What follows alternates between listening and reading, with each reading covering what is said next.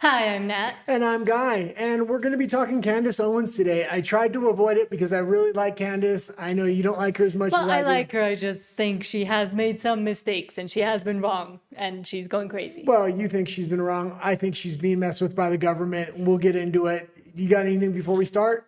No. Oh, maybe Well, we do have some construction upstairs, so if you hear a bunch of banging, it's our neighbors. yes. Also, we're also streaming to RUMBLE and Twitch today. So we're Yeah. trying out Twitch as a duo show as well. So yeah, if you And we don't really know how it works. So if anybody is watching on Twitch, please subscribe. We don't have a or single follow subscriber or whatever yet. it's called. I think it's called following. But yeah. Okay, let's continue. Should we start? Yeah, I thought we already did.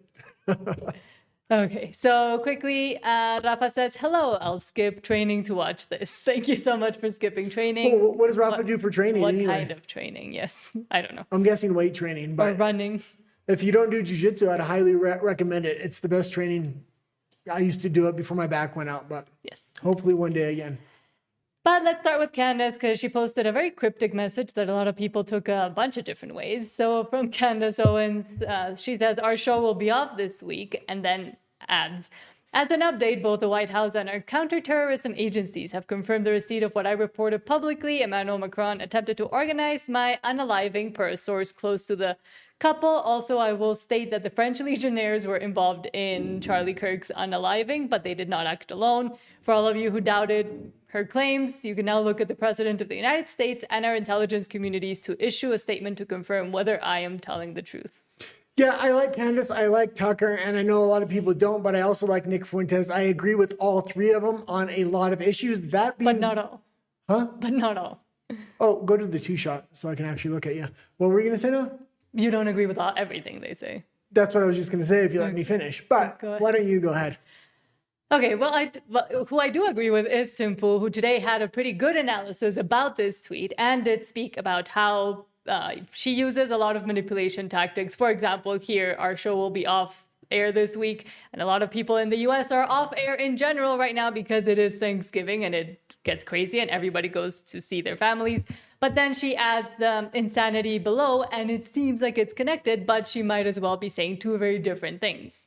Okay, I like Candace Owens, and I think she does have a huge lawsuit coming up with the Macrons in an American court. They definitely want to try to discredit her if they can put fear or mess with her head that Legionnaires are coming out after her or have other people tip her off to false information. It kind of will mess with her head, make her look a little crazy in the public eye, especially because there's going to be a lot of people testifying at that trial at Discovery. So, don't want to back down on that trial because it's going to make her look like a man. If you don't know, Candace Owens did accuse Emmanuel Macron, the president of France's wife, of being a man. Brigitte Macron. Brigitte Macron. So we'll see what happens with that. I think this has a lot to do with that trial. I think she has pissed off a lot of powerful people. I think her husband also makes a lot of money. So it makes me ask questions. Why is she doing what she's doing? Why is she constantly going down these conspiracy rabbit holes? Maybe, like I was saying in my opening statement before you rudely interrupted, Your opening statement, this isn't a debate. Tucker Carlson, Nick Fuentes, Candace Owens, I like them all. I disagree with them on some things, all three of them, but all three of them definitely have question marks kind of around them. Could they be government assets? I know the government definitely has a lot of assets when it comes to YouTubers and people on YouTube. You would have to think that's why America has such a stranglehold on streamers and things like this. And culture in general. In culture, yeah. I was going to say something and now your diatribe made me forget. Oh, I was going to say, I do agree, and I did like Candace for a long time. She did good coverage of what was happening with Johnny Depp and Amber Heard. She has a great series about jibby jabs, just the general schedule and really going into the information. And then she did provide the sources clearly and concisely. And she had this both when she was on the Daily Wire and then after independently, she did what she could to release it to the public, or at least to her subscribers or her followers. But I do think she's fallen off lately. I think the But Charlie you Kirk... say that about a lot of the people that I think are just coming up, like Tucker, like Candace, like Nick. But at the same time with Candace, she makes all these allegations. And again, I'm relying on Tim Pool's opinion on this as well. But she makes all these allegations that, oh, if you talk about Israel, you're going to be canceled. Nobody's going to be watching you. And yet she has the biggest podcast numbers wise. She has the biggest numbers on Apple Podcasts and Spotify and all the other ones as well. And then Tucker as well. So everybody that seems to be critical of Israel and saying that they're going to get canceled for it actually have the biggest audiences. And it seems that YouTube and the other platforms are trying to push them out. Yes, maybe that might mean that they're some kind of asset and for some reason they're useful, but in the general public, and because she attracts so many women, and I agree again that she's become kind of like the Oprah for middle-aged women, that's why people are interested, because it's a lot of chisme, it's a lot of gossip. Yeah, but you also have to realize that she presents, but she never fully goes to authenticate the sources how she used to. She did used to do that, and that's why I liked her. And now she stops, and it's like, oh, a certain person told me this, and I can't tell you where the source is coming from, but I promise it's that's true. the thing that would imply that maybe she is working with the government or for the government. Same with Tucker, same from Nick. They get a lot of good information, and they don't always quote the source. That being said, I do like all three. One more thing. Trump ran on freedom of speech and freeing these social media platforms of censorship. So if he goes in there with overt censorship, especially on Israel or any other subject matter, his base is going to turn against him more than they already kind of have.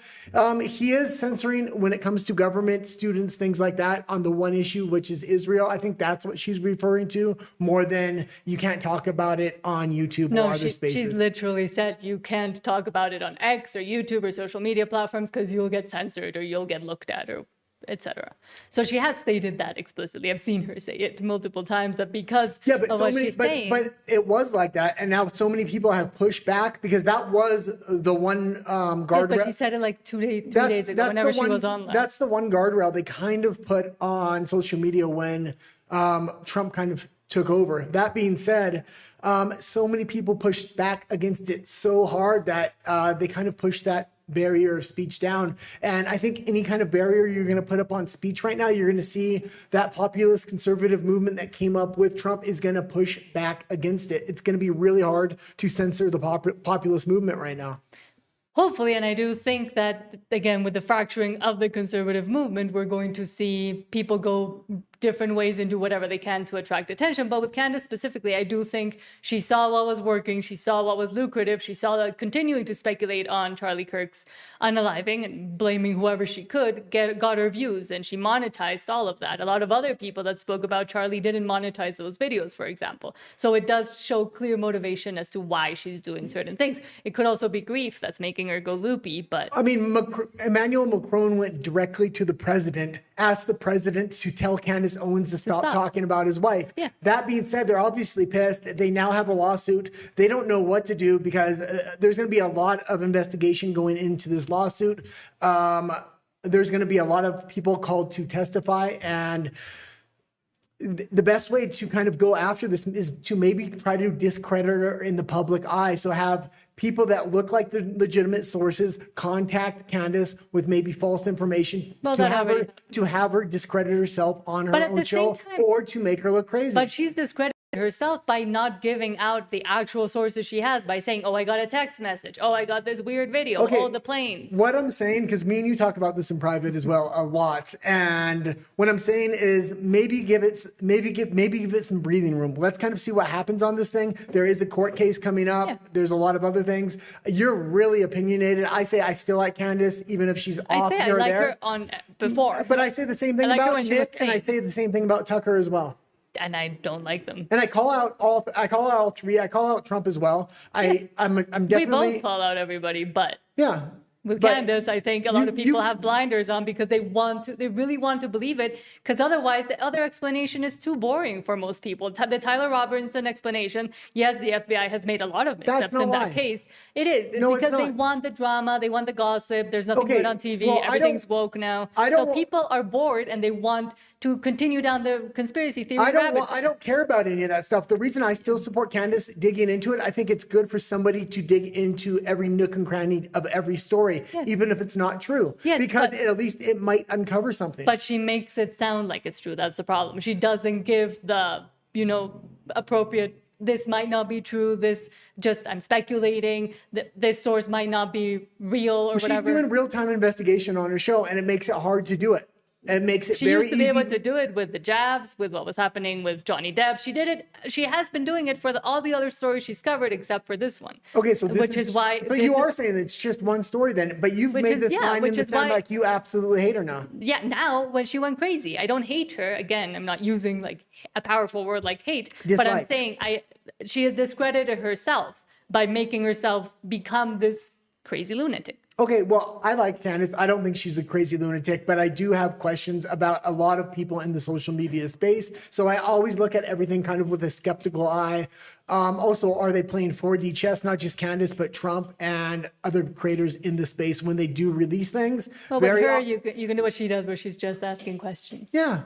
I appreciate the fact that she's asking questions. But I mean, in the media, and this might actually go to your credit, the media is coming out pretty forcefully and just calling her crazy. Okay, but before we keep going, if Rafa is still watching and he did skip his workout, let us know what you think about Candace. Yes, and we do read all the comments for everybody else watching, so you don't have to super chat or anything. So please do let us know what you think, because that is part of the show and what makes it interesting to know what you all are thinking as well. Yeah, we started off with some chisme, and that's the gossip if you don't speak Spanish. Yes. But we'll go a lot more into some heavy-hitting stories. There was a lot of stories for today. Yes. The show is going to be a lot longer than normal. We're starting to try to hit 2 hours or more now.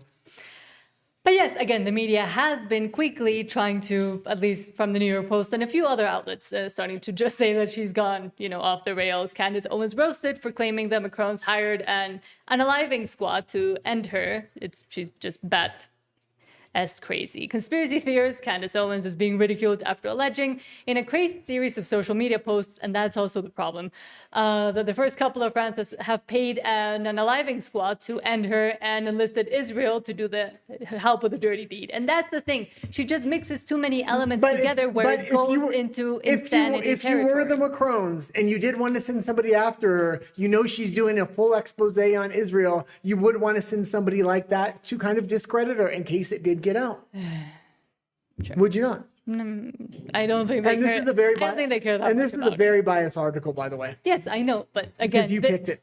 No, because this is. I mean, I can look up a bunch of other articles. They're all saying she's really gone off the deep end right now, except for, funnily enough, Brandon Tatum, who was going against her, and now he's a content creator and an ex-police officer. He was really against her, and now with this whole thing, he's kind of supporting her. Okay, so let me ask you a question. If Macron's wife ends up being a man and that's proven in court, yeah, would that lend at least a little bit of credibility that they're sending somebody after her? Because that's a major cover-up of something they would want to cover up.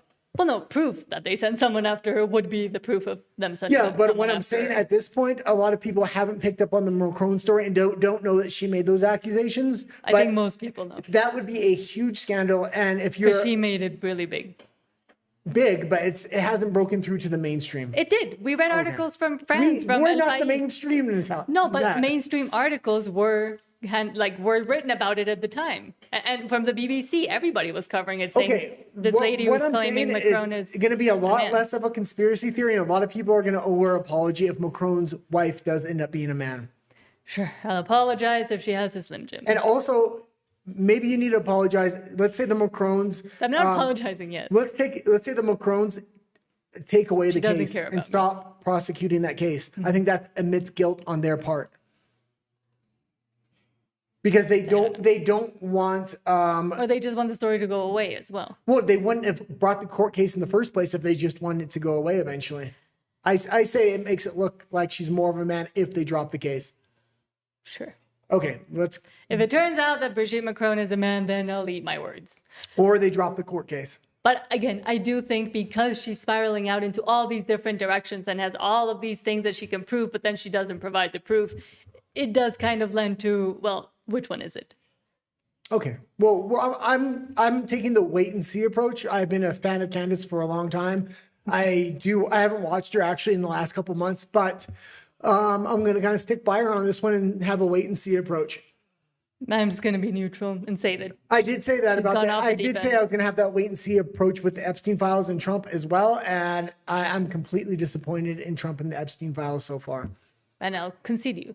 Okay, let's go. Steve Surfaro says, anyone that does 10 podcasts on a transgender prime minister's wife is Looney Tunes. And I watched them all. And again, I was she has a really great narration style. She has a really great presentation style. She makes it very engaging for the audience. She actually allows audience participation also to come in. She reads comments. She reads letters people send her. So again, she's very good at what she does. She's very entertaining. But there is a difference between being entertaining, which is what I think you and I do. I mean, I wouldn't consider at all myself a journalist in any sense of the word. I wouldn't even consider myself entertaining. I'm bad on camera. I get nervous before every show for sure. That's it. So again, I give her props because of that, but to then just fully believe every single thing she says, we don't believe the mainstream media. I don't believe anybody I watch that's an independent journalist or independent content creator. That's why you have to have multiple sources and be able to go look elsewhere. But because she has channeled and made all the information just on her channel and just on what she says is kind of the truth.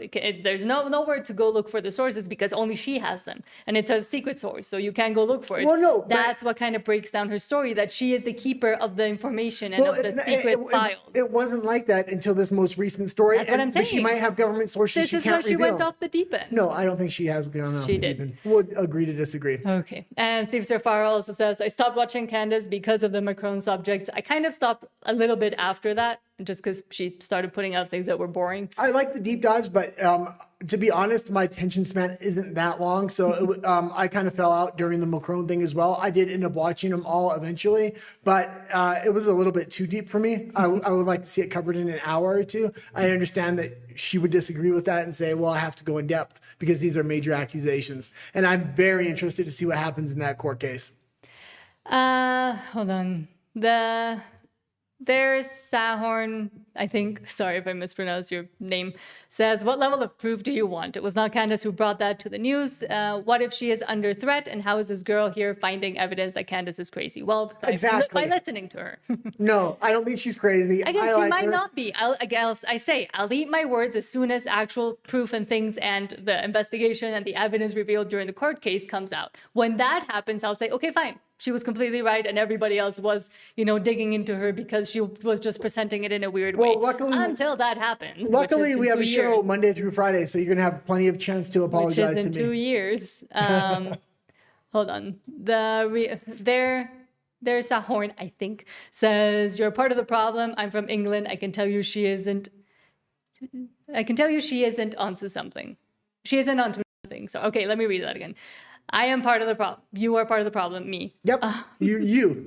He says, or she says, I'm from England. I can tell you she isn't onto nothing. Stop dragging her for being crazy. That's horrible. You can't reveal a source. It's stupid. I'm not saying especially when she's been so. But then don't do a show trying to make it stated like it's fact. She's stating things like it's fact. That's the problem. We'll agree to disagree on this one, and then we'll wait and see on this because I totally disagree with you on this. This is also why I didn't want to make it the headline story because I knew we were going to get into it, and you kept telling me to put the story in there, and I didn't last week because I knew we just. Because even Alex Jones does separate a little bit better when it's, something that he's speculating about or that a source he can't reveal. So take it with a grain of salt versus this is fact. Here's how I'll show you the documents to prove everything you kind of need. This is the first time where this isn't just an investigation for Candace. This is happening to her in real time. Now it is. So when she's losing views for Thanksgiving. If she's having to not reveal her sources, it's because she wants to keep getting information from these sources, especially if her life is in danger. I'm not saying reveal the sources. I'm saying have a secondary source. Have a secondary thing you can point to and say, okay, look,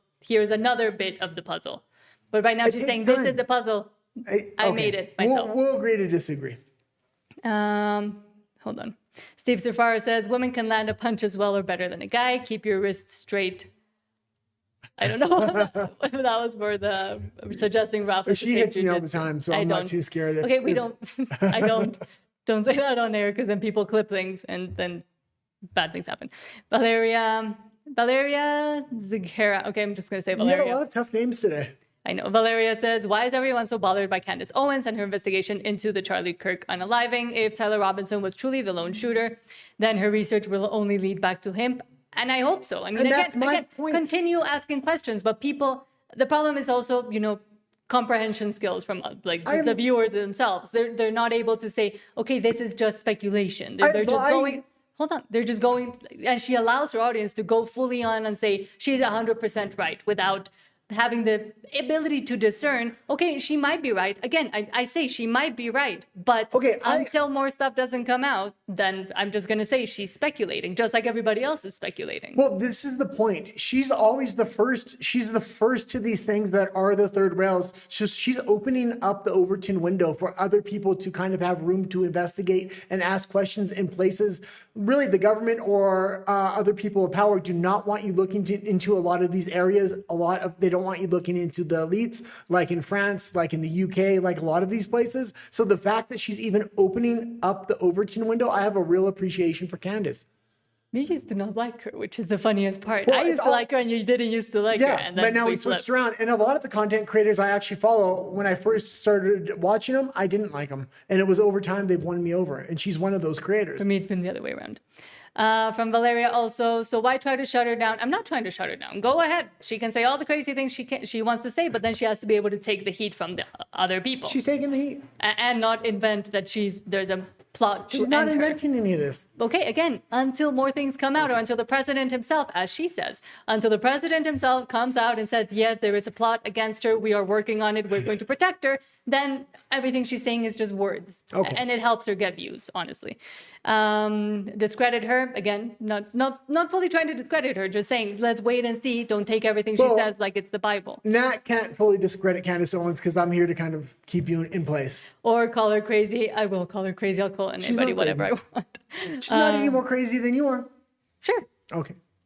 Let her look into it. Again, she can look into it. And honestly, the way people are reacting, attacking her, and panicking over her digging is strange. But again, she also attacks others herself. She's been attacking TPUSA and even Erica Kirk, not directly, but in a way herself. So why can't she take the heat? And why can't her fans take the heat of people disagreeing with her? Isn't it all about the debate and being able to, have a room full of ideas that are different, full of people discussing the same thing but in a different way? Again, why is it that then other people that criticize her, she wants to shut down? Well, I'll also say Erica Kirk is now the CEO of TPUSA. She may be one of Candace's sources, and that's why she doesn't want. That's why she might not want to reveal, because maybe they're working together to actually expose what was going on in that organization. Yes, and clear it out, which is a good thing. Again, and if that happens, when that becomes clear and they come out and say, this is what we were doing, Erica is on my side, she brings her on her show, and it's all like, oh, she's my secret source. We're actually running TPUSA together. She might not ever be able to actually go on her show and reveal that was her source. Okay, but then if we see Erica Kirk stay at TPUSA and everybody else kind of drown because of the scandals and because now they're trying to censor a lot of the other people trying to say things for AmFest and for other events they're having, then sure. Fine.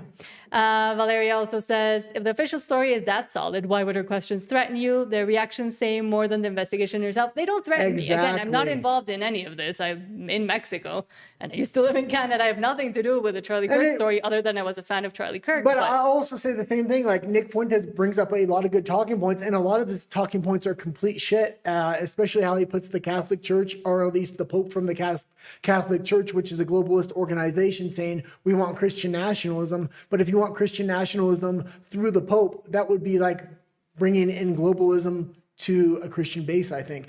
That being said, Nick Fuentes hits on third rails and opens up the Overton window. So even though I don't agree with him on everything, I like the fact that he opens up the guardrails. And I've always said everybody should have the ability to use free speech, to say whatever they want, and then to be either credited, discredited, debated against, have the ideas debated against, have requests for, hey, show us your sources. All of that should be allowed. I'm not saying cancel her, censor her, shut her up. It's entertaining to watch. Same with Nick Fuentes, same with Tucker. I don't understand why all the other more rhino wing of the conservative civil war we're seeing right now are trying to shut them up. I'm the opposite. I'm saying let them speak in an open forum to each other, but they don't want to. Yeah. So with Candace, I would say have her invite again. She was invited to that World War debate from the guy you like, and she declined it. She was going to. They invited her to debate Steven Crowder. Steven Crowder has been speaking and trying to debunk or trying to say, hey, maybe find better sources for what you're trying to say. And she didn't want to debate him. So again, who are the ones? That's not fair at all. That is fair. No, that's not fair. They offered her $60,000. That's not fair at all, because even Crowder addressed it, and he said if her life is genuinely at threat right now, she's not going to want to do a public event like that. Sure, she can do it on. He said she can do it via the internet, like they can do it via video. Okay. And she still said no. Okay, but World War debate does look really good, and it is coming up. It's a major debate event with a lot of money kind of put into it, and they really know the debate sphere. So I think they're going to have a lot of good subject matters and a lot of good debaters. I think it's going to bring debate out of the kind of shadows and into the light, and it's going to have a big effect, I think, in the 2028 elections. Not just that one event, but debate in general. Mm-hmm. And as we always say, and with the freedom of expression, free expression, etc., being able to say what you want. If your ideas cannot stand up to scrutiny or to being criticized, then maybe double check your ideas. I like how many comments we have today. Usually it's like just well, Rafa. again, Candace is like, she's the moneymaker. Maybe we're talking to bots here though, because nobody ever comments as much on anything we do. Hold on, Renee. Where was I? Well, I only have 17 people. Renee Billette says she never spoke ill of Erica. She implied. No, things. she didn't. She implies. She's like, well, but like if Erica knew, and she does that little tone. So you are the one who's going to fill in the blanks, but you know what I'm saying. Okay, but maybe she's saying that because Erica's her source. Yes, again, if that happens, then that would be great, and I'll say, okay, Candace, fine, you win, great. She's trying to keep her sources secret at all costs, so maybe she's even painting her sources in a bad light. Okay, sure. Again, keep your sources private. Just maybe bring in other information or bring other ways to actually prove your points. Not fully, but prove your points. Hold on. It almost seems like Candace Owens might be the new Meghan Markle. We used to do a lot of videos on this channel about Meghan Markle because people just flock to him. Yeah. Renee says, you're embarrassing yourself and the lack of empathy is repugnant. I'm sorry, I'm not a feminist. I'm sorry. I'm not a feminist, don't have empathy. I don't need to have empathy for a content creator. We do have a story coming up later about Marjorie Taylor Greene and the reaction she had to, who was she responding to? Cernovich. Yeah, Cernovich. That was good as well. Rafa says, I still like Candace. Again, I respect her and the work she did. Good for you, Rafa. Prior to what she's doing now with the Charlie Kirk thing. And I think it might be grief. I think it might be spiraling her a little bit out of control because of grief. And maybe because, again, they had some kind of fracturing at the end because she stopped touring with them and they stopped engaging as much. So if someone I really loved and a dear friend who I was fighting with from one day to the next wasn't here with us anymore, I would be and probably have some very weird reactions, and then maybe it's guilt, maybe it's I don't think so. Maybe it's grief, and there's weird stages of grief that people go through. I don't think it's grief at all, and I don't think she would be doing this publicly if it was grief. It's monetizable grief. She's not trying to monetize. She's already. And we're not monetized, so we're not doing that. Her husband's already a millionaire. She doesn't need money. That's why I'm saying when she does all these deep dives in a public way, there is the good chance that possibly she works for the government. Tucker as well, and Nick Fuentes as well. And again, maybe. And there's this weird horseshoe theory happening. But I'm leaving that open, and she doesn't leave it open. I'm saying, sure, maybe that might be true. It might not be true. Okay, let's. Hold on, we have still a bunch. Renee says you used the tag. She lost the plot. She did. Horrible. Okay, I'm sorry. I affected your sensibility. I'm glad so many people actually like Candace, like me, because when she has a giant fan base. Have you seen how many views she gets? Hold on. When I put this story in here, I was like, oh God, this is going to be an argument with me and you, and that's why I avoided the story for so long. But now that the audience actually is on my side, now he's going to make me talk about her nonstop. Rafa says, chill to Renee. Oh, don't get jealous. Oh, I'm going to make you talk about her nonstop. Are you getting jealous? Renee says, I like the guy. He shows intelligence. Yeah, see? For once. He's my husband, so that's how we talk to each other. Renee says, no, this woman is a bully. Sorry, I affected your sensibility so much. Renee also says, she never did. Be careful what you're saying. Again, I'm saying she implied it, and she makes very interesting implications about the people she talks to, and it's even just in the tone or in the way she connects things or says one thing after the other, where she's leading the audience without actually having to tell her audience fully what she wants to say, but everybody understands what she's saying. I also think she's been setting traps with the kind of evidence she's been releasing. She'll release something, somebody will bite on it, and then she hops all over them. So I like the way she does this. I like her strategy. I think it's very strategic the way she's doing this, and there's not too many content creators where this is kind of happening to them, and you can see it in live time. So you have to give her a lot of leeway. She's doing a lot of good for free speech in that space, and sleuth journalist to kind of look into things that normally would not be okay to look into. But again, I wouldn't call her a journalist. I'd call her an entertainer, if anything, or a content creator. And she's great at it. She's very entertaining. She keeps the people, coming back to know what's going to happen. She's great at laying these breadcrumbs and then trying to connect them, even though they don't fit together. That's the only thing everything's not always going to fit every time. She's doing this investigation in real time, which to her credit, it's really hard to do that because if things fall apart, she is going to look insane. But again, even if she does look insane, I'm going to kind of stick by her because she took the risk to do the investigation in real time. But again, if things fall apart, I don't think she'll just try to twist it in another direction to keep going with it. If she comes out and says, I was wrong on this, this, and this, I was right on this, and this, now we have the evidence and I can fully show you said that about 6 times now. Okay. Hold on. Rafa says, Nat, are you giving Candace a Fatima Bosch treatment? Oh, what's that? Fatima Bosch is Mexico's Miss Universe who bought the crown. And Rafa really likes her. Rafa and I this week are not in agreement, but thank you so much for being here and for still, debating and talking about the things instead of getting angry. Renee says her issue is with Andrew Corbett. Is my issue with Andrew Corbett? I don't know. Me either. Valeria says, why are you pushing the narrative that they fell out? They did not. She said that many, many times. She did. There's other people close to TPUSA and close to Charlie that said that she, stopped showing up, like Brandon Tatum. But now you're saying, wait, hold on. Now you're saying Brandon Tatum's on her side. So. Yeah, that's literally what I was just going to say. Brandon Tatum today came out to say this might actually be true. The unaliving claims might be true, and he fully supports her. And he is the one that was saying he loves Charlie, he loves Candace, but they did kind of separate a little bit. And they were both busy as well. They had tiny little kids. So nobody has the time to see everybody all the time. Renee says, not about Erica. Please at least get the facts straight. Okay, I'll rewatch the episode if you want. Hold on. Steve Zerfaro says, you're the only influencers that don't charge for chat reads. Candace is about the clicks. Well, we're not monetized too, but also on my Spanish channel where we have a lot more subscribers, I just read the comments because that's what makes the show usually.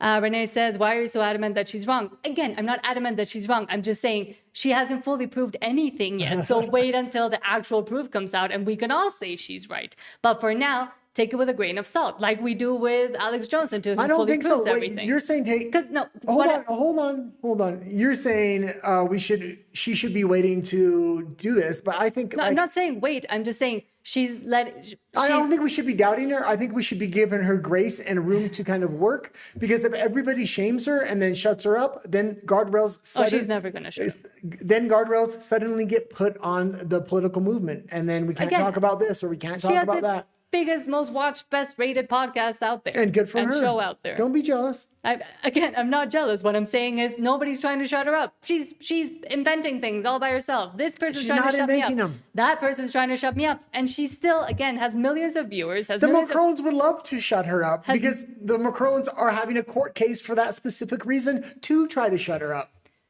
What I'm saying is people that watch her and her audience should at least have a little bit more discernment with what she's saying.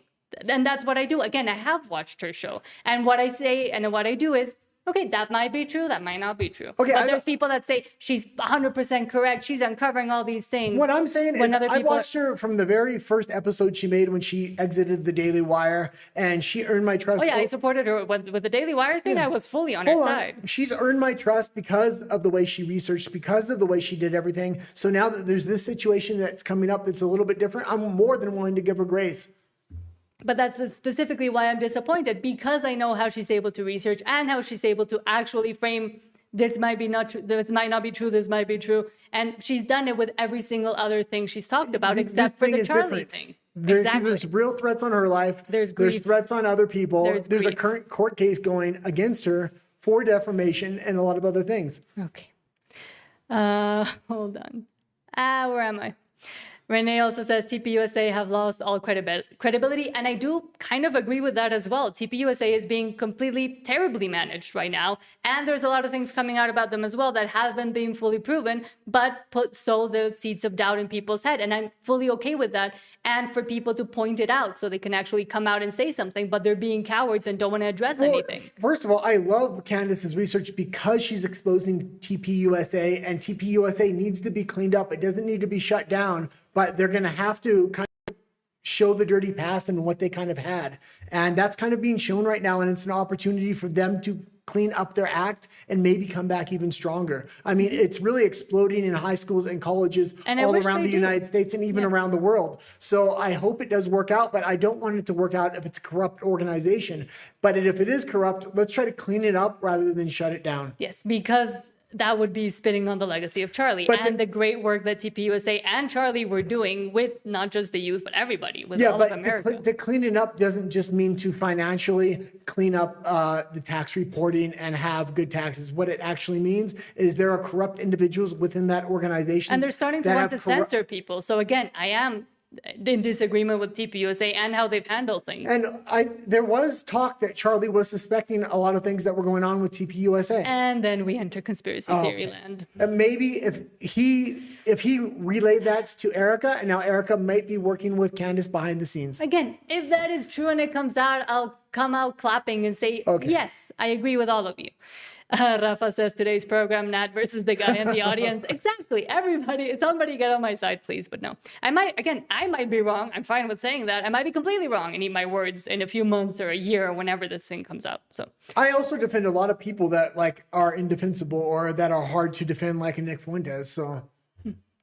And Valeria says, what proof would you like? Text, videos? Do you need the FBI to confirm her investigation, or what exactly? I'm just saying that her sources and the proof that she's bringing out is very secondary, tertiary sources that aren't, the primary sources that you would usually just be able to say, okay, this is fact.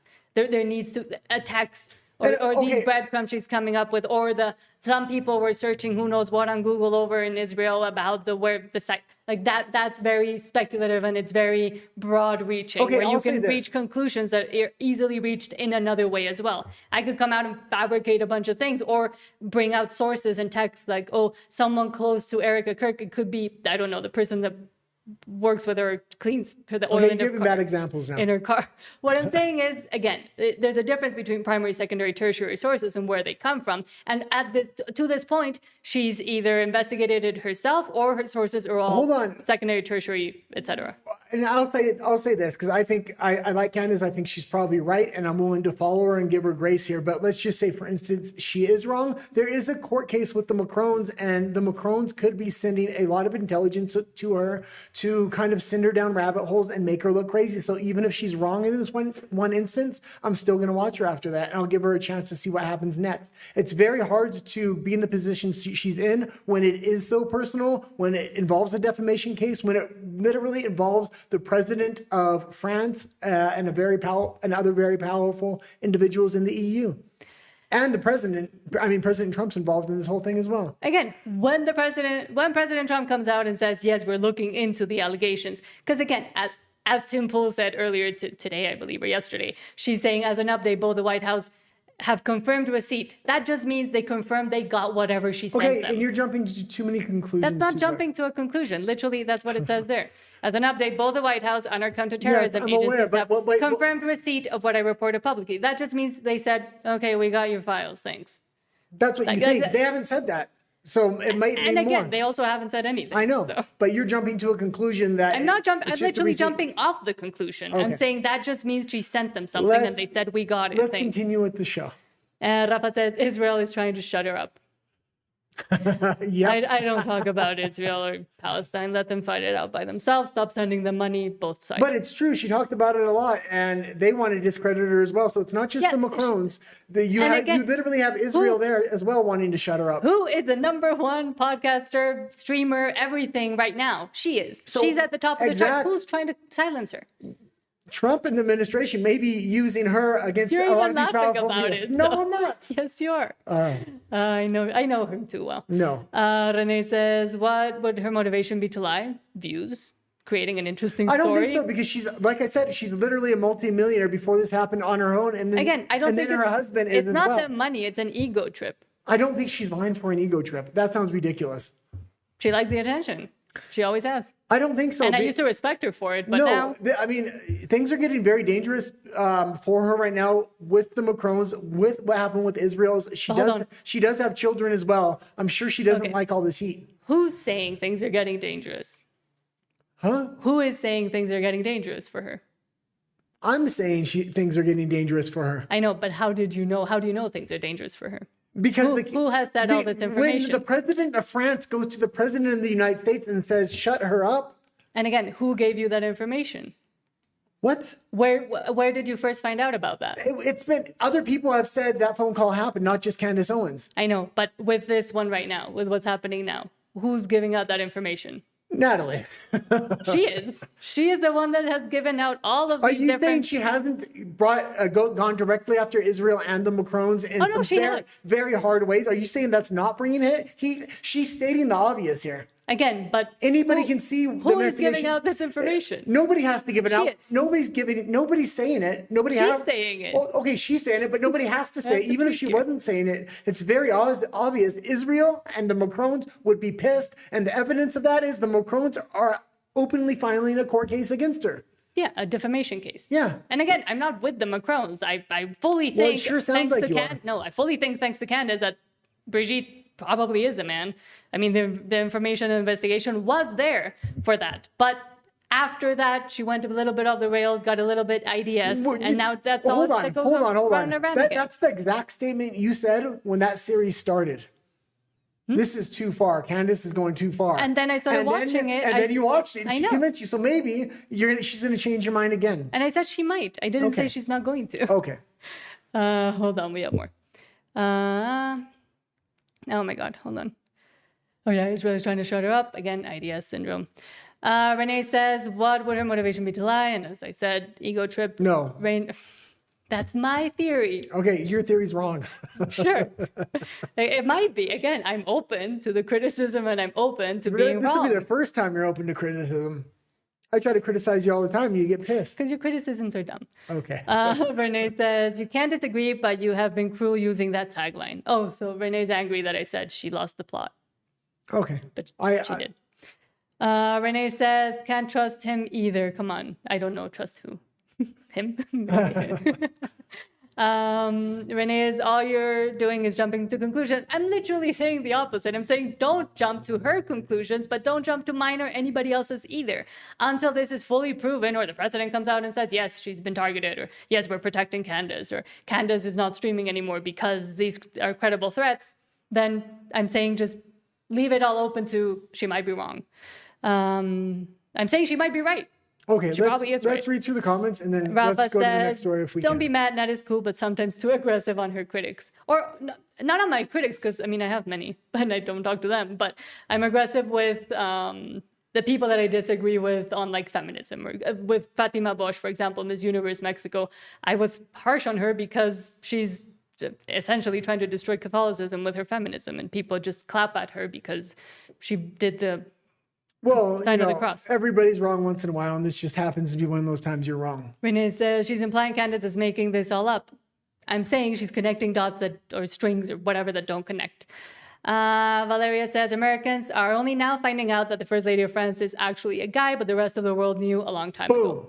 Again, and what boom? I said yes. I said that investigation was well done. It was ridiculous when that series first came out. And then I watched it and I agreed with her. Yeah, but first you took the stance that she was wrong. Yes, because I like to be questioning before I go full on with saying, yes, someone's 100% right. Okay, this is another one of those where I don't situations where Candace is going to lay it all out and you're going to be wrong again. Sure. And again, I will say I'm wrong if she is. And I will say her investigation on the Macron thing and becoming Brigitte was very good.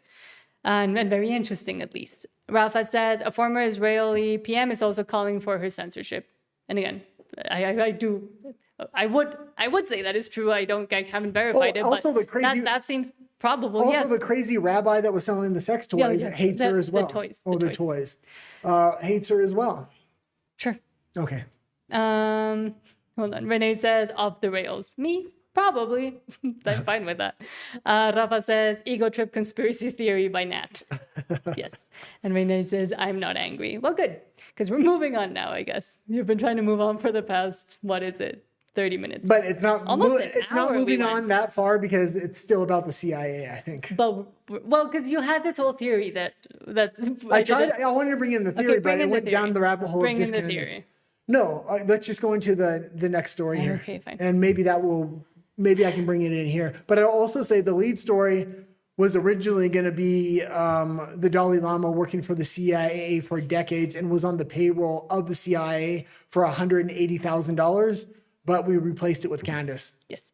I just say that To make the connection to make the CIA. the connection to that Candace might be. And Tucker and Nick and everybody that right now is getting a lot of, at least, exposure, even though they say they're being censored, might be actually working or being assets for the CIA or the government. And then people would say, well, why? And again, this is all just speculation, conjecture. We're not asserting anything. I'm maybe asserting something. Yes, you don't want to get... You say, what's the motivation if they are all working for the CIA? There's certain key personalities right now in the social media space and starting to emerge in the political space that are really making horseshoe theory a reality, where the left and right are kind of coming together. And maybe that's what they want. And they're going to try to sell socialism through this, I believe. So, and that's not a good idea. Psychic says popcorn, soda pop, and chill. Sorry. And Psychic also says, oh, you didn't make popcorn the other day. That was good. Psychic says, I think doing sometimes Candace needs to back off. Typo, mistake, sorry. Oh, I think doing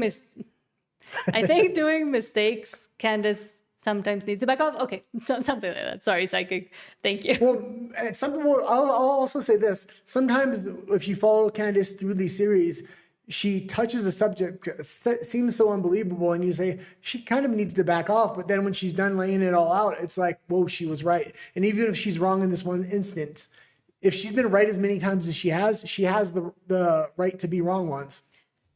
Okay, I'm not going to continue. Okay. Psychic says it's great to the A speculation, but to dig your finger in a bullet wound is too much.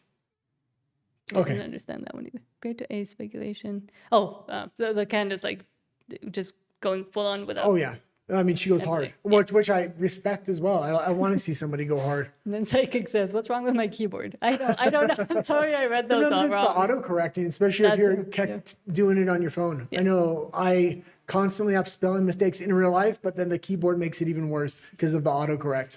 Okay, should we move on to the CIA? Okay, yeah, let's move on to, and this is with JD, is this the JD Vance one? No, okay.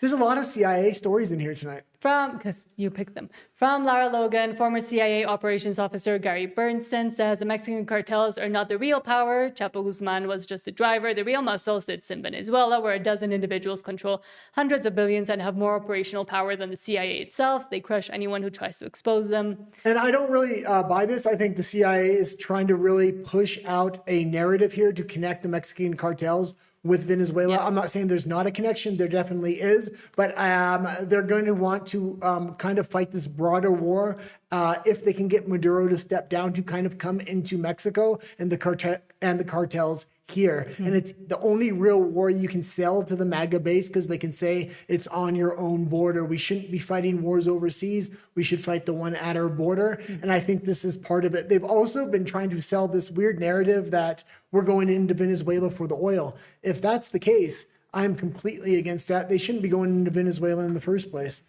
Even if I don't like the Venezuelan administration, I don't want to see endless wars being started, or even wars that can be ended. Well, but what if they just do a quick hit and then leave? Which is what a lot of people have been speculating. Yeah, I think he's going to get away with something like that. But I still don't think when other countries do that, when Russia does that or China does that, nobody likes it. But all of a sudden it's okay for the U.S. to do this. The Mexican cartels, I know everyone in America talks about the Mexican cartels, but they're not the big boys, ladies and gentlemen. They're not. They're the drivers. Everybody talked about Chapo El Guzman. Mm-hmm. He's a bloody driver. He's a nobody. Okay, he's a nobody that at one point... He said it wrong. We kind of went into the... Chapo Guzman. We've been going into the statistics of the Mexican cartels, how much money they make, how much violence they use and other things. And they are by far and away the leaders of these organizations. If anybody's working for anybody, I think it would be the opposite way around. I don't know if YouTube's going to get mad at me for showing this, but... $4 billion, but these guys have hundreds of billion. There are at least a dozen people in Venezuela that have more money and power than the Central Intelligence Agency and money to spend on operations. That's how large and gigantic. This is the largest transnational criminal organization in the world that no one knew about or no one wanted to talk about until they stole our election in 2020 and we decided, okay, you want to play hardball? Here we come. If you go on the internet and you look for articles about it, there's hardly anything. No, because they crush anyone who dares talk about it. That's right. It's been wiped. And I think they're really trying to build this narrative because they want to come into Mexico eventually. And we do, a lot of viewers might not know, we actually live in Mexico. Yes. We moved here from Canada because we didn't agree with the political situation that was happening and is still happening in Canada. Well, and I'm Mexican, so that's why we moved to Mexico. I lived in Canada for 13 years, but I am fully Mexican. And I do have a show in Spanish after this show, if we ever do finish, at 9:30 p.m. Mexico City time today as well. But let's talk about something that did happen today. Oh, this was huge news. And it's like after the situation happened, it completely overwhelmed social media. From ABC News, 2 National Guard members shot in targeted attack near the White House, according to officials. One suspect was in custody, police say. Do you want me to go into it? Yeah, go into it a little bit because I seen the headline. I had grabbed an X post, but then you got an article now. Okay. And they do have somebody in custody. Yes. 2 National Guard members from West Virginia were in critical condition on Wednesday after an unidentified man raised his arm and opened fire on them in an apparent targeted shooting near the White House, officials said. The Guard members were a woman and a man, according to law enforcement official, briefed on the situation and were being treated at local hospitals. The unidentified suspect rounded a corner, raised his arm with a weapon, and opened fire around 2:15 p.m. It appears to be a lone gunman that raised the firearm and ambushed, trying to be sensitive with the words.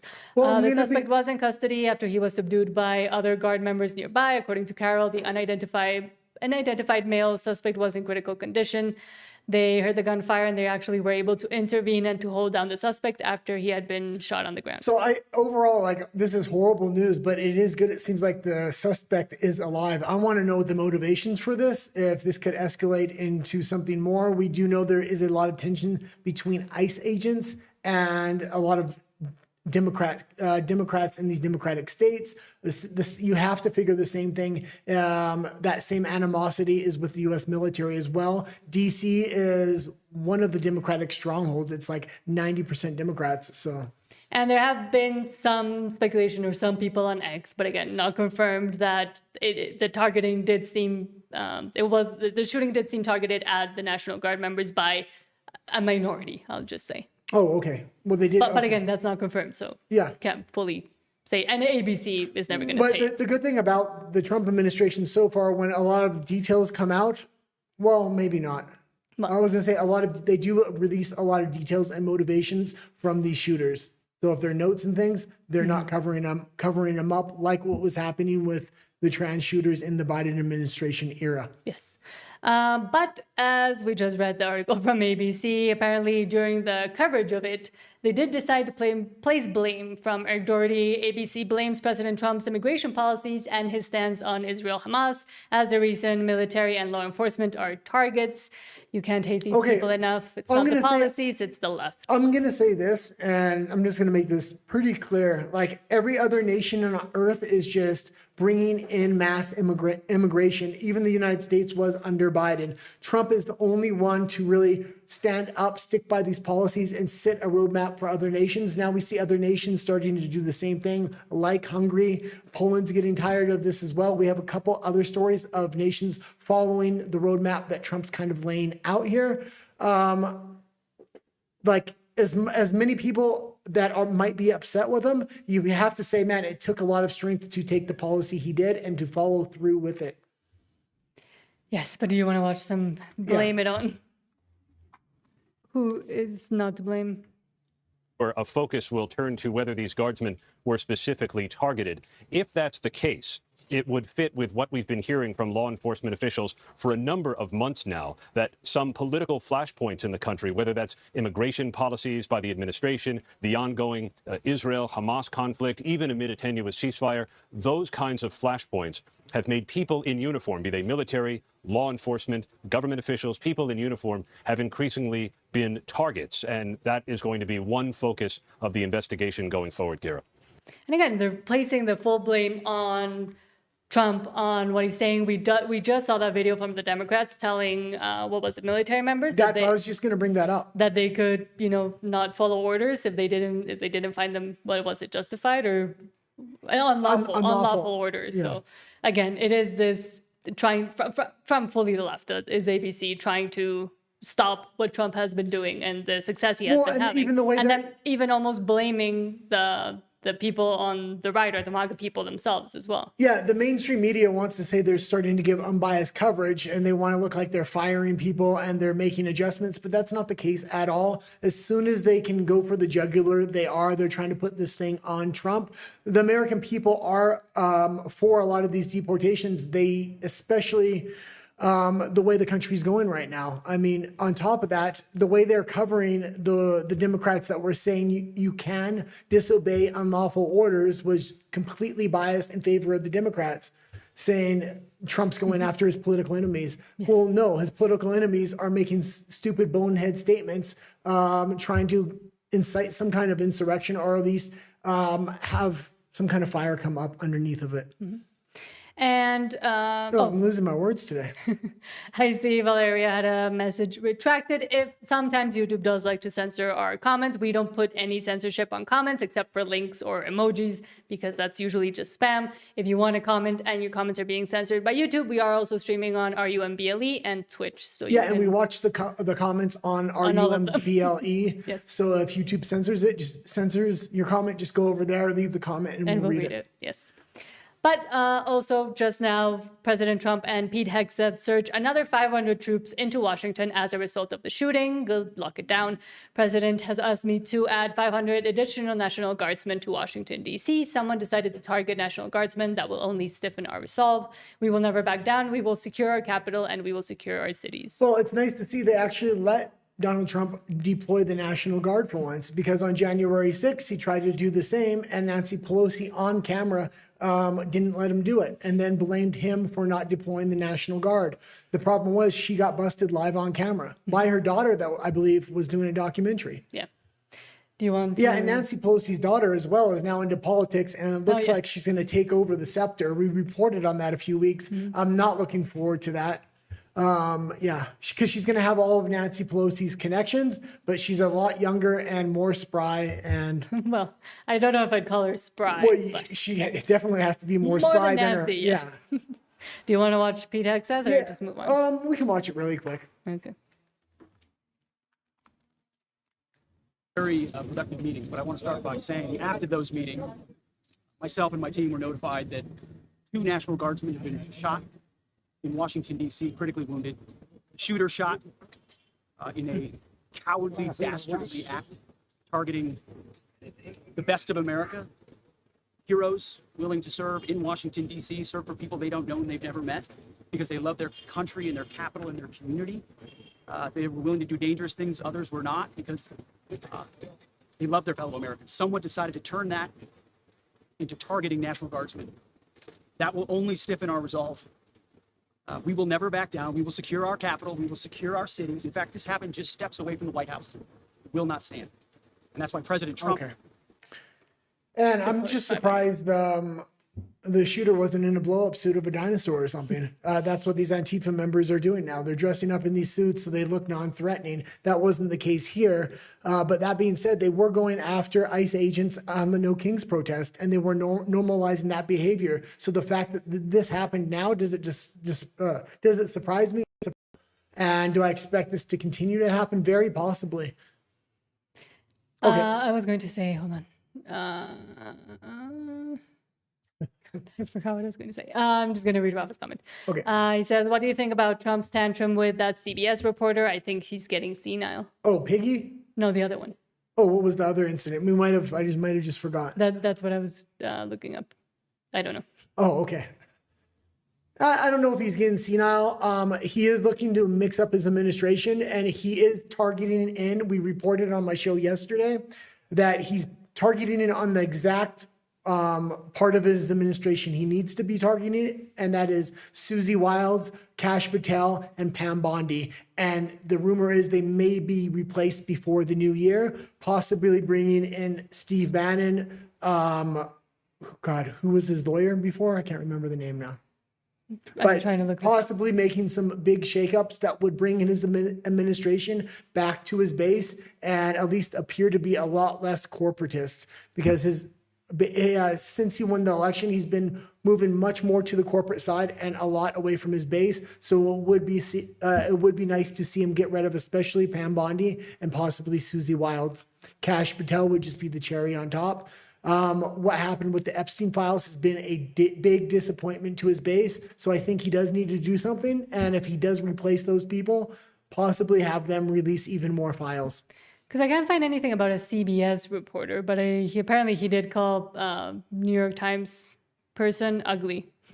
Okay. A New York Times reporter, ugly both inside and out. Okay, well, we can keep going to the next story here. Yes.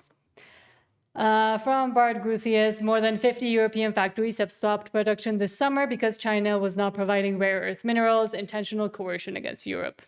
Yeah, and we got quite a few stories. I don't know if they're right after one another, but Europe is in a lot of financial problems. They've gone the wrong way when it goes towards energy. They've shut down their nuclear facilities. They went hard towards green energy. The problem is that region, it's not very successful to have wind and solar. So their manufacturing base is really emptied out into the United States. It's actually been a big benefit to the United States that the European Union has had so many problems. This is just another one of those incidents where their manufacturing base is just completely collapsing underneath them. When China stopped delivering critical raw earth materials to Japan in 2010, Japan wisely reduced Chinese dependencies within years. And when the United States was confronted with similar restrictions half a year ago, they acted with speed and ruthlessness.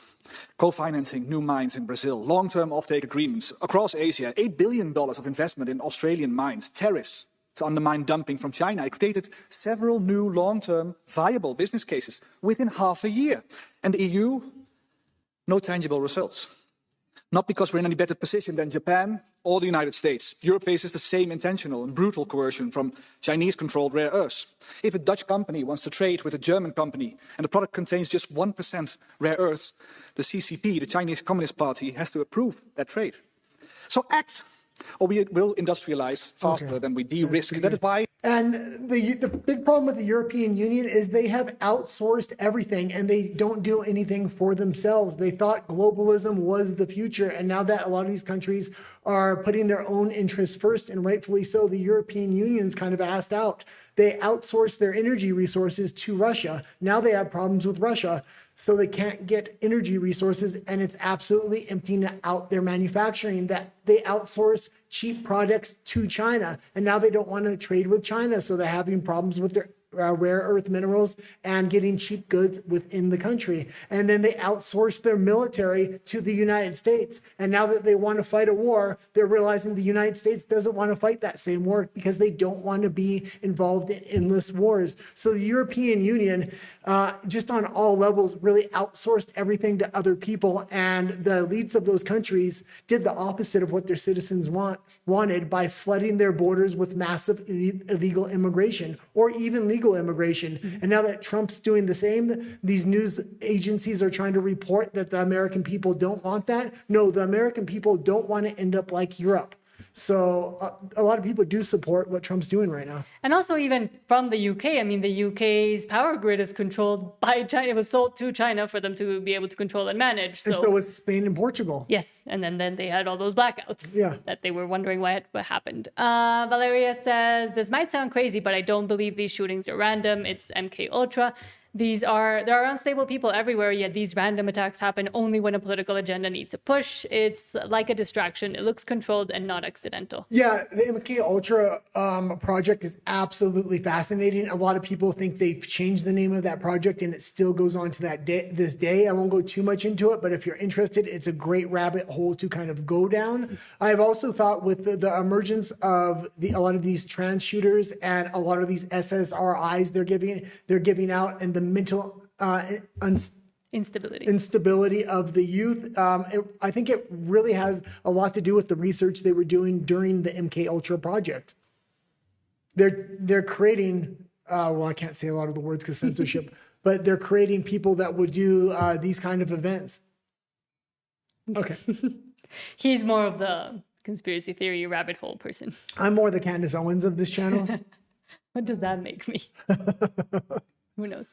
From Marian Alfall, Germany's new... The Megyn Kelly, I guess. No, she's a feminist. Oh, you used to love Megyn Kelly. I still like her, but her feminist tendencies draw me away from her. From Marian Alfall, Germany's new crime numbers break records. 53% are by non-citizens. Politicians continue to turn a blind eye. Germany's federal police just dropped their 2024 stats, and they're brutal. 2,967 attacks on officers, the highest ever. That's 8 assaults a day and 804 injured cops, a record nobody wants to break. That's the part everyone's arguing about. 53% of attackers were non-citizens.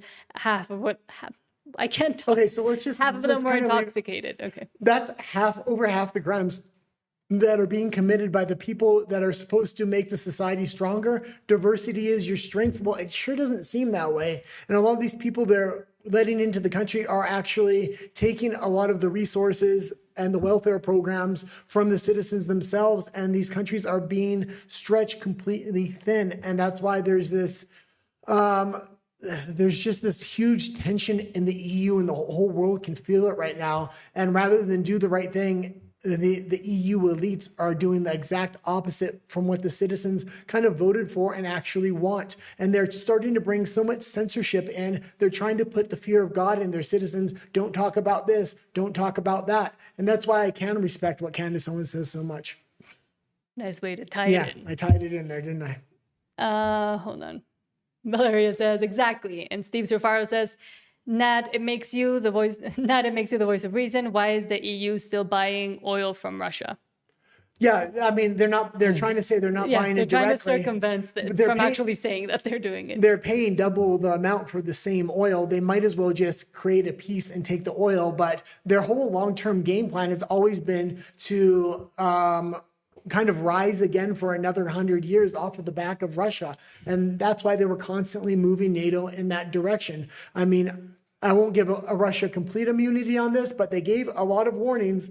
So, and because it would be way more, I was going to say way more beneficial for the EU to continue to try to have control of Russia, because they do have a lot of assets and a lot of things, and they're right next door. Otherwise, they would have to be trying to find it elsewhere, find not just oil, but a lot of their assets and a lot of the resources elsewhere. Russia is right there. But if Russia decides and continues to try to be one pole of the multipolar world we're seeing, and the EU is left alone with the West and just relying on the US and the West, then that's not convenient for them. So that is also why I think they continue to make Russia the boogeyman, when it hasn't been for a long time, and it doesn't have the capabilities, even though they've proven so a little bit, but they don't have the full capabilities that they're continuously being accused of. Yeah, the other big wrinkle to this is Russia wanted to be part of the EU for decades, and they just wouldn't let them be part of the club. It's funny now that Russia has created this war-style economy, or this moat economy, even before they were in the war, where they were kind of self-sufficient. Trump, in these most recent negotiations, went to Russia and said, we'll actually make this G7 the G8, and you can be part of it. Russia's like, we want no part of that.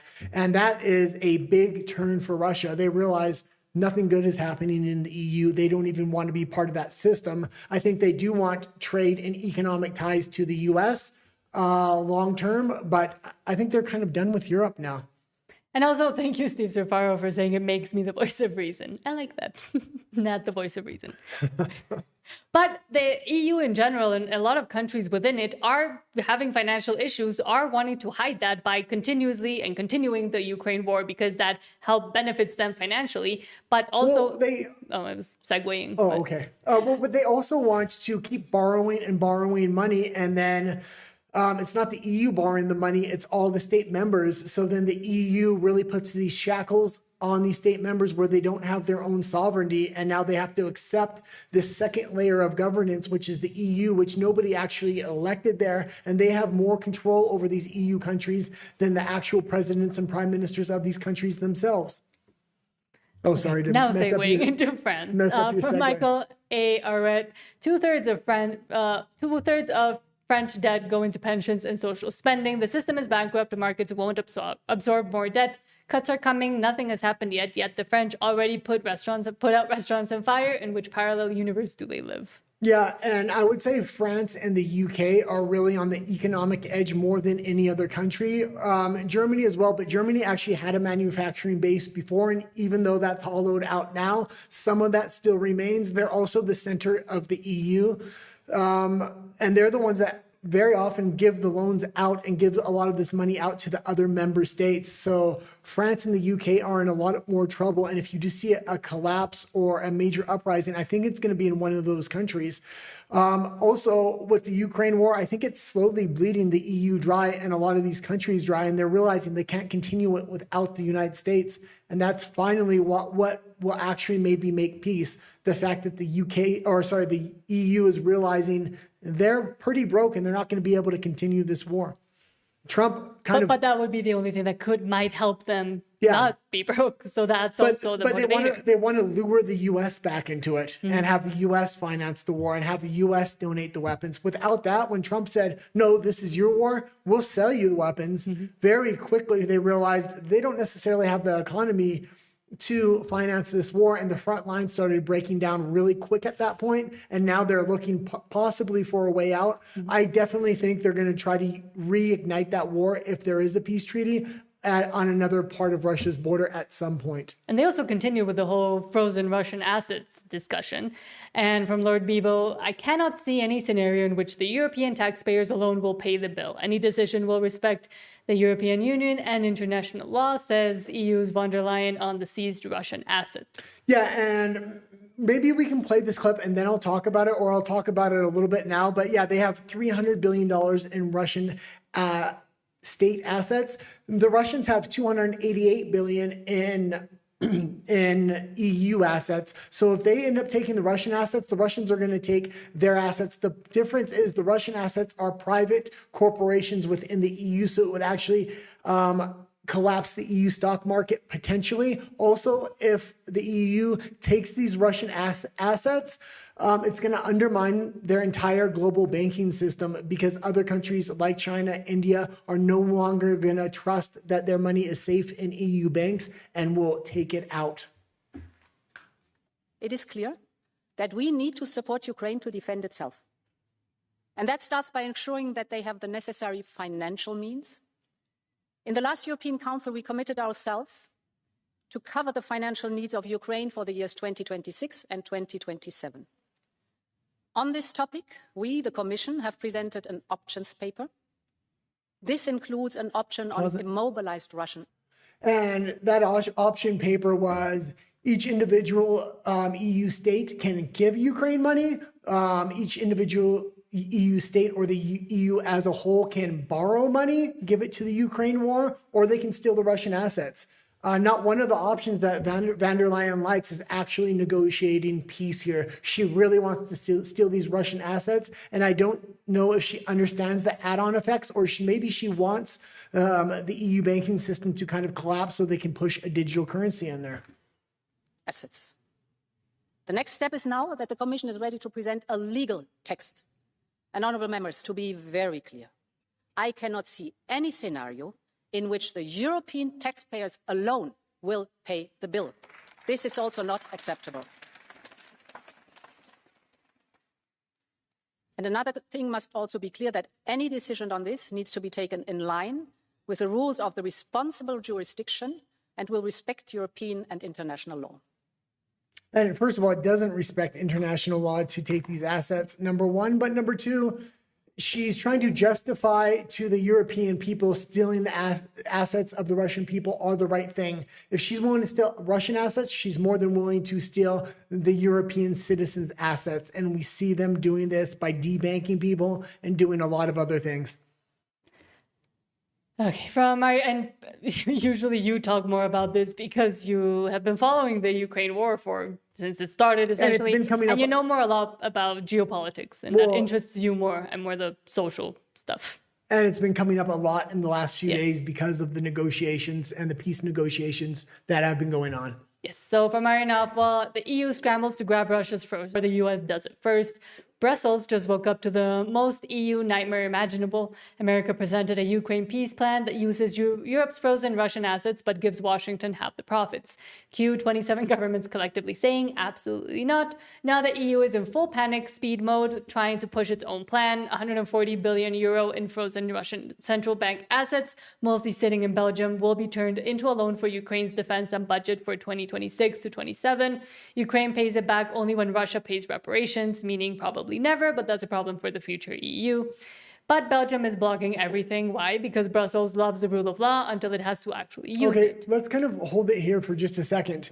The EU wants to take these Russian assets to continue the war. Trump is saying we need to negotiate peace, and part of that peace negotiation that the Russians are actually willing to do is saying you can keep the assets and you can spend it on Ukraine if it's meant to rebuild Ukraine. I think that's the better plan. It brings peace. It actually uses the Russian assets in a willing way where the Russians are actually willing to give those assets to Ukraine to rebuild it. If the EU steals those assets before this peace negotiation is done in order to finance this war, that will be just absolutely dastardly. Should I keep reading? We can go to the next article. I just wanted to kind of bring up the Russian assets and the fact that the Russians and the Americans want to use it to rebuild Ukraine, while the EU wants to steal those assets in order to fund the Ukrainian war. Okay, and Rafa says, it's really cringy how the EU sees Russia as some sort of boogeyman. I'm the exact same way. And it's useful to have a boogeyman as well. They're all living back in 1940, 1935, thinking this is the World War and that Russia's the new boogeyman. And they need It's the old boogeyman. Yeah, like... and I really hope if they do negotiate this peace that trade between Russia and the United States really emerges as the big beneficiary to this, because that will cool down a lot of tensions. Russia also has good relations with China, so they can kind of work as a go-between between the U.S. and China, and if any negotiations happen there. Because tensions are rising with the U.S. and China as well. I mean, there is a lot of hot zones in the world right now. And Rafa says, Nat, will you be trashing Fatima in your Spanish channel again? No, I'm done with the chisme for now, but I am releasing a full video about Fatima in Spanish and then one in English that I still got to translate, but that one will come out on this channel. If you don't know who Fatima Bosch is, she was the winner for Miss Universe, but now there's a whole controversy that also involves Mexico, and a lot of Mexicans are upset that this is happening because it was a big win for Mexico, our 4th Miss Universe crown. I don't follow the contest. I don't really know much about it, but I do know about what happened in the background and how the father is involved and our oil gas company is involved with it as well. It's a whole mess. Well, there was a lot of government involvement in the Miss Universe, in the Miss Universe pageant. Yes.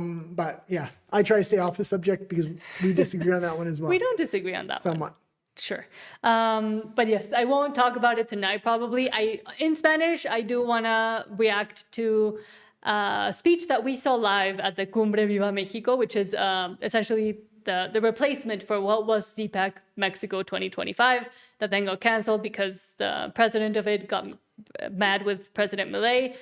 And I do want to watch and react to, because I want the audience to watch it as well. It was a very great speech by El Presto, an Argentinian political commentator, and he had helped Milei kind of get to where he was and to president, and who's now also upset with Milei, and he really goes at it. So yeah, there was a lot of he was really good. There was a lot of Argentinians at this conservative conference, and they were spitting fire, and they were kind of leading up to the main speaker, who absolutely shit the bed. Who's Eduardo Verástegui, who is the one hope for a maybe candidate that we both disagree with, that Mexico has to be on the right, or on what is now considered the right, or conservatives in Mexico. There's very few people who actually will call themselves true full-on conservatives. After that conference, he's definitely not the candidate. We said that last year. We said that when we saw him last year, but yes. But the Argentinians were great, and these were people that used to support Milei. Well, helped Milei get to where he is. Yeah, and now they're realizing Milei's becoming a bit of a corporatist as well.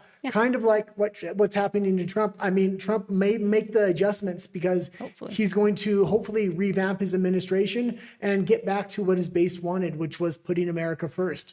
But yes, I will not be trashing Fatima on a live. I will on a video, and you can go comment on it all you want, Rafa. But I don't hate her. I just hate what she represents, the corruption that we continue to be given in Mexico and told to be proud of it and clap for it while we know what is actually going on. And I think more people need to realize that, open their eyes, and understand what actual nationalism and patriotism is, which isn't clapping for the corruption that eventually comes up when anything we could be proud of actually is revealed. So okay. Continuing with Europe, ignorance, the root and stem of all evil. Wait one second. That's the name of the. If you're noticing a through line here, there's a ton of European stories today where they're absolutely stripping freedoms, raising taxes, and doing the opposite of what should be getting done over in Europe, which is kind of realigning themselves with the citizens. They're also pushing a digital ID and digital currency down the people's throat. And I think it's the government that needs to be tracked, not the people, especially in Europe. Okay, so ignorance, the root and stem of all evil. Again, that's the name of the user. Merz declared that he would continue arming Kyiv until real negotiations begin. Is it in English or should I read the translation? No, okay, for real negotiations to be possible, Putin needs to be clearly shown the hopelessness of his military actions. And that's why I say we will not weaken our support for Ukraine. We will support the Ukrainian people for as long as necessary. And we want to make frozen Russian assets available precisely for this purpose. Putin must understand that he has no chance of winning this war at the expense of the European order of freedom and peace. Well, now you see Merz saying this, which is the head of Germany, Ursula von der Leyen, which is the head of the EU, Emmanuel Macron saying this, the UK leaders saying this as well as a bunch of other individual states. They are trying to absolutely sabotage these negotiations. They want to steal the Russian assets and continue this war. I think it's in German, so you don't have to play it. I just wanted the headline. Okay. And I've been showing a lot over the last few days on how these European Union members saying, yeah, we're agreeing to peace. But when they're making these public statements, they're literally beating the war drum. Yeah, okay. And Rafa says, thanks, I will go and dislike it when you upload it. Thank you. And I always do say, like, I don't want whoever watches me to be 100% in agreement with me all the time. That's not what it's about. And I even learn, and I think all creators should learn from when people are in disagreement with them to either strengthen their own points or maybe change their mind. With the Fatima thing, it's more, again, about the corruption, the governmental corruption within Mexico. And it is just a great example to be able to show that and how far it goes and how deep it goes, but also how it affects negatively the emotions of Mexicans who were really proud and were really happy about it. But now it's become this, again, censoring from the Mexican government of the dissenting opinions, saying that they're all wrong, saying that anybody who's talking about the Fatima Bosch scandal or controversy is far right or conservatives and using that as an insult. That is what, that is why I think it is a good example to talk about. But herself, I'm just a little upset with her because she both says she's a devout Catholic, but then goes on and tries to do radical feminism thing and being really happy that we have a female president. Well, this has been and I think she understands what she's doing. This has been happening a lot with different politicians and figures. This through line of feminism has really been coming up, and they were. And Rafa will probably upload it either Saturday or next Tuesday, so just to let you know when you can go dislike it. Okay, let's continue to go here. Yes. From Visegrad 24, the European Parliament just voted in favor of banning social media for people under the age of 16. 483 members of the European Parliament voted in favor, while 92 voted against. That's a very low number. If it becomes law, people will likely have to use IDs to log onto their profiles, making anonymous accounts impossible. And this just happened in Australia. I think last week we were following Australia all week, and now it's being implemented there. It's all in the name of we got to protect children. If you have to strip freedom of speech and a lot of internet rights from your citizens in order to protect the children, I think you need to find another way. And if you need a digital ID on all your citizens, but not your government, it's the government that needs to be watched. It's these government systems. By the people that essentially put them there and who put their trust in them to be able to govern the whole citizenry. A government's natural system of governance isn't corrupt. It's the people running that government that makes that system corrupt, whether it's communism, socialism, or capitalism. And obviously, every single government around the world, we can see the structure is absolutely corrupt. So if we're going to bring digital ID and digital currency in, we should implement it on the governments themselves, not the citizens. Maximize freedom for the citizens while we really try to fix what's going on with the government, because we now have the digital technology and the blockchain technology as well to really follow where this government money is going, who's getting it, and really, I think we need to invade the privacy of these government officials and corporate executives as well. If they want to have those positions and they're going to extract the resources from the citizenry, they should do it, but only by giving up some of their freedoms, maybe. We're not giving up some of their freedoms, but by doing the radical transparency that now they're asking of their own citizens. Yeah. So citizens should be able to see what they're doing at all times, what they're posting, what they're even texting. If that's the level of control and the level of intrusion they want into their own citizens' phones and lives, then the citizens should be able to see exactly the same thing on the opposite No, I don't end. think the exact same thing. I think just the government and just the corporate officials. Yes. The citizenry should maximize freedoms. And if you give up any freedoms, it should have to be voted on by the citizens themselves. But now that the European Union has decided to block all social media for people under the age of 16, now they're also starting to push a lot of the things that they already had in the back burner and that they have continued to push also all over the world, but now specifically within their own countries. Breaking, the EU pushes its LGBTQ agenda further. Every EU country must now recognize same-sex marriages registered anywhere in the Union, even if their own laws forbid it. Well, and we know a lot of the EU countries don't agree with this, especially a lot of the Eastern Bloc countries do not want this, and the EU is forcing it down their throat now. And with the digital ID, they're in phase one where it's an optional rollout. That's what gay marriage was as well. It was optional, but this is what we're suggesting. Now it's becoming mandatory for all EU countries if you want to remain a member state. The same thing is going to happen with digital ID because it was leaked that in 2028, it's going to be mandatory that you have digital ID in the EU if you want to keep your job. So from the BBC, same-sex marriage must be respected throughout the EU, top court tells Poland specifically. Well, you're giving up your sovereignty to the EU. Like, nobody elected the EU. They did elect Viktor Orban in his country, and I don't think they want this.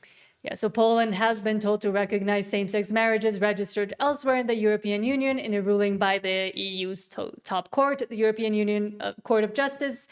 The European Court of Justice said that the EU member states were obliged to recognize same-sex marriage between two EU citizens and that had been lawfully concluded in another member state. The ruling covers the case of a Polish couple who married in Berlin in 2018. When they decided to move to Poland, authorities refused to accept their marriage certificate as Polish law does not recognize same-sex marriage. And I think at a minimum, you should be putting things like this to a vote of the citizens that you're going to implement this upon, rather than just having these representatives implement it for everybody, especially unelected representatives like it is in the EU. But exiting out of the European Union wasn't that good of an idea because Britain also continues to make very stupid decisions. From Tommy Robinson, again, divided opinions, juries are to be scrapped in all cases except unaliving, doing disgusting things, and manslaughter. Oh, I can't say that one either, sorry. David Lammy is to announce. England has had juries dating back to 1,200 years. These clowns are let into our institutes in a time of activist judges, and they want judges to decide the fate of the people alone. Yeah, they've placed these activist judges, and now they know they have control of the system, so they want to take that element that they don't control out, and that are jury trials. Now, they're not taking them completely out, but they're taking them for the most part out, and this was a huge story today. A lot of people are upset about this. I'm not sure the BBC is going to have a good take on this, but let's see. No, but I wanted to show that it is, the mainstream media is also talking about it. From the BBC, Justice Secretary wants jury trials scrapped, except in most serious cases. And the weird thing is, you're seeing the elites of these countries go in a completely different direction of the citizenry, and that's why they don't want to have the citizens deciding the fate of other citizens, because they might do something that the elite don't want. Justice Secretary David Lammy is proposing to massively restrict the ancient right to a jury trial by only guaranteeing it for defendants facing doing disgusting things, unaliving in a different way, or other cases passing a public interest test. An internal government briefing produced by the Ministry of Justice for all other Whitehall departments confirms plans to create a new tier of jury-less courts in England and Wales. Yeah, and I think this has a lot to do with they're realizing the citizens have gone a completely opposite way. A lot of citizens right now might want to think, or may be thinking, that the only way to deal with this immigrant crisis is to burn down these hotels. And if that's what they do, and other citizens won't convict them of that, the elites aren't going to know what to do in that situation. So they want to take that element out. Something else they want to take out is cars. From GB News, all cars contribute to the wear and tear on our roads. They also tried something like this in Canada. This is in the UK. Chancellor of the Exchequer, Rachel Reeves, says vehicles will be taxed under a pay-by-mile system and a funding boost for electric cars. Again, trying to ram electric cars down people's throats when they don't work, when it rains a lot or it's cold. Yeah, when it's pay-by-mile, like I would be thinking, oh, maybe I want to get an older gas-powered vehicle so they can't track things. But again, they give funding boosts for electric vehicles. All cars contribute to the wear and tear on our roads. I will ensure that is what taxes are supposed to go to. Sure, that drivers are taxed according to how much they drive, and not just by the type of car they own, by introducing the electric vehicle excise duty on electric cars. This will be payable each year alongside vehicle excise duty at 3p per mile for electric cars and 1.5p for plug-in hybrids, helping us to double road maintenance funding in England over the course of this Parliament. And alongside this, I am providing support to boost our British car industry, increasing the threshold for the expensive car supplement. There's not much of a British car industry anymore, left. yeah. India owns all of it because they own Tata. Mini was just sold to China. Yes. Electric vehicles to £50,000, saving over 1 million motorists £440 a year. Providing £1.3 billion additional funding for the electric car grant, extending it to 2030 and taking total funding to £2 billion, as well as delaying changes to the employee car ownership scheme. In addition, we're investing a further £200 million to accelerate the rollout of EV charging, as well as 100% business rates relief for EV charge points for the next decade, with thanks to my honourable friend, the member for Camborne and Redbrook. And that's Rachel Reeves. She came out and did massive tax hikes across a lot of different industries. This is just one of them. It is causing a complete uproar in the UK. It seems to me that the UK and the EU were kind of expecting to be in a state of war, maybe with Russia, and it's kind of falling apart, but they want to stick to their agenda. They're massively hiking taxes. They're taking away free speech rights. They're really taking away freedoms in general, which would be easy to do in a time of war. But because they're not in a war, I don't know how they're justifying this. I don't know. I mean, the citizenry is just sitting there and taking it. Well, but also it does seem like, again, there was reports that the UK might want to ask the World Bank for help to get out of their financial mess. And it seems like they're looking in under the couch for pennies to see where they can scrape some money from. But also, that is what taxes, like paving the roads and making sure the roads, the wear and tear on the roads isn't affecting the drivers, that's what taxes are supposed to go for. But instead, now they want to move all the taxes to foreigners and benefits. So from Basil the Great, Labour... One second. Yeah, what I was going to say is they're moving in massive amounts of immigrants, and they're saying, well, this increases their GDP. A large majority of those immigrants, a disproportionate majority compared to your regular citizens, are getting on government benefits and really stretching the system to its limits, and they're not paying taxes like regular citizens are. So yes, from Basil the Great, Labour MP defends paying $8 billion a year to foreigners in benefits. We shouldn't be paying a penny to them. If they won't work, then just go home.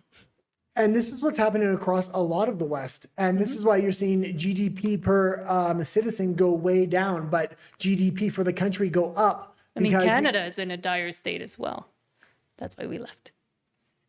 Do you know how much the British taxpayer currently spends on welfare for foreign nationals? No, I don't. Do you know how much they spend on welfare for universal credit? No, I don't, off the top of my head. And if you're trying to shame me by asking me to have this information right now, then... We're going to have a conversation, a serious conversation. What's the answer? Because my viewers won't know either. Well, the answer, the British government currently, and the Tories did this too, they hide the data, Michelle, in terms of welfare payments to foreign nationals. The one major exception to that is universal credit, where it is £8 billion this coming year alone that will be shelled out by people watching this programme who paid their taxes that goes directly to foreign nationals. That's just universal credit. That number is growing exponentially. And do you know what position that Labour are even trying just one second though. So that is a really broad sweeping brush to bash people over the head with. Do you know the person's yes, it is. Anybody over there? Yes, it is. You've just said this is the figure. If British taxpayers pay their taxes, they go to work and they pay their taxes. How do you know how many? How do you know? Position to say that taxpayer money should only go if it's welfare. Right, but how do you not know that those foreign nationals have not been over here working for years and years and their circumstances changed, and then they needed to be in a position where they were supported for a period of time? In this country, and they are currently requiring the British taxpayer to fund them, then I'm I'm sorry, they have broken the contract that is implicit in an immigrant being in this country. So if they lose their job through no fault of their own, you're saying they shouldn't be entitled to support to get back on their feet so they can continue contributing to this country? Yeah, we are saying That's that what it you're is totally saying. unconscionable for bricklayers and nurses and people working in retail stores to go to work and pay their taxes so that foreign nationals can benefit from their welfare. Okay, so just There's addressing, nothing about that okay. that's acceptable. All right, And what just Labour addressing has that. said- what- And what we're saying is no more immigration. I mean, especially with AI coming up and robotics coming up, jobs are going to be really hard to get in the next decade. We're seeing a lot of industries currently collapse and a lot of employees being replaced by AI, yet you're flooding more and more and more people into the country, and there's less and less and less jobs. Maybe put your citizenry first, especially in a time and a transition like we're having right now. You're not only letting these immigrants in, but then you're spending massive amounts of tax dollars, which tax dollars are going to get stretched thinner and thinner. As jobs begin to disappear, there's going to be less tax revenue. But the UK does have a lot of money to spend on digital IDs because that is the next step. From Concerned Citizen, the UK government today announced 1.8 billion extra funding for mandatory digital ID. This was a promotional clip last year for Christmas 2024. The so-called conspiracy theorists were warning you. Next comes the social credit score, basic income, CBDC, CO2 trackers, 15-minute cities, and essentially technocratic communism and or socialism. Well, they're always going to find more money for digital currency and more money for digital ID because... and for immigration. And for immigration, all the things that they want and the elites want, they're going to find money for. The citizens do not want this stuff anymore. And I would tell you what, I mean, Donald Trump's not even going to do it. But having a stance against digital ID, I think would get a lot of voters to, or try to draw attention if you're a new politician. Be completely against digital ID. I mean, Reform UK has done lip service to it, but Reform UK is really going down the wrong path when it comes to certain issues. But they are the best option that the UK has right now, I guess. In your opinion? Is there music the on Liberals this? and the Conservatives over there. Oh, yeah, no. They're, yeah. At least it's something different, I guess. They're probably going to fail as well, though. Is there music on this? I don't know. Let's play it. Yes. Pause it. Well, just play it at 1.25. It is. Yeah, we won't get dinged then. Okay.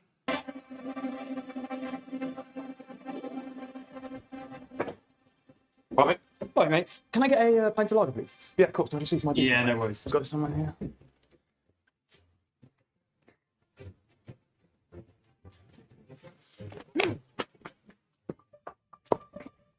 Hi, can I have a pint of Christmas cracker, please? Certainly. I know it's a surprise for everyone, but I don't get asked for my ID anymore. But for loads of young people, they get asked all the time when they want to buy a drink. So we're changing the law so that next Christmas, young people will have their ID on their phone, so they won't have all the hassle of needing to get ID or leaving their ID at home or their paper ID getting lost or damaged. There's already 50 digital apps like this one.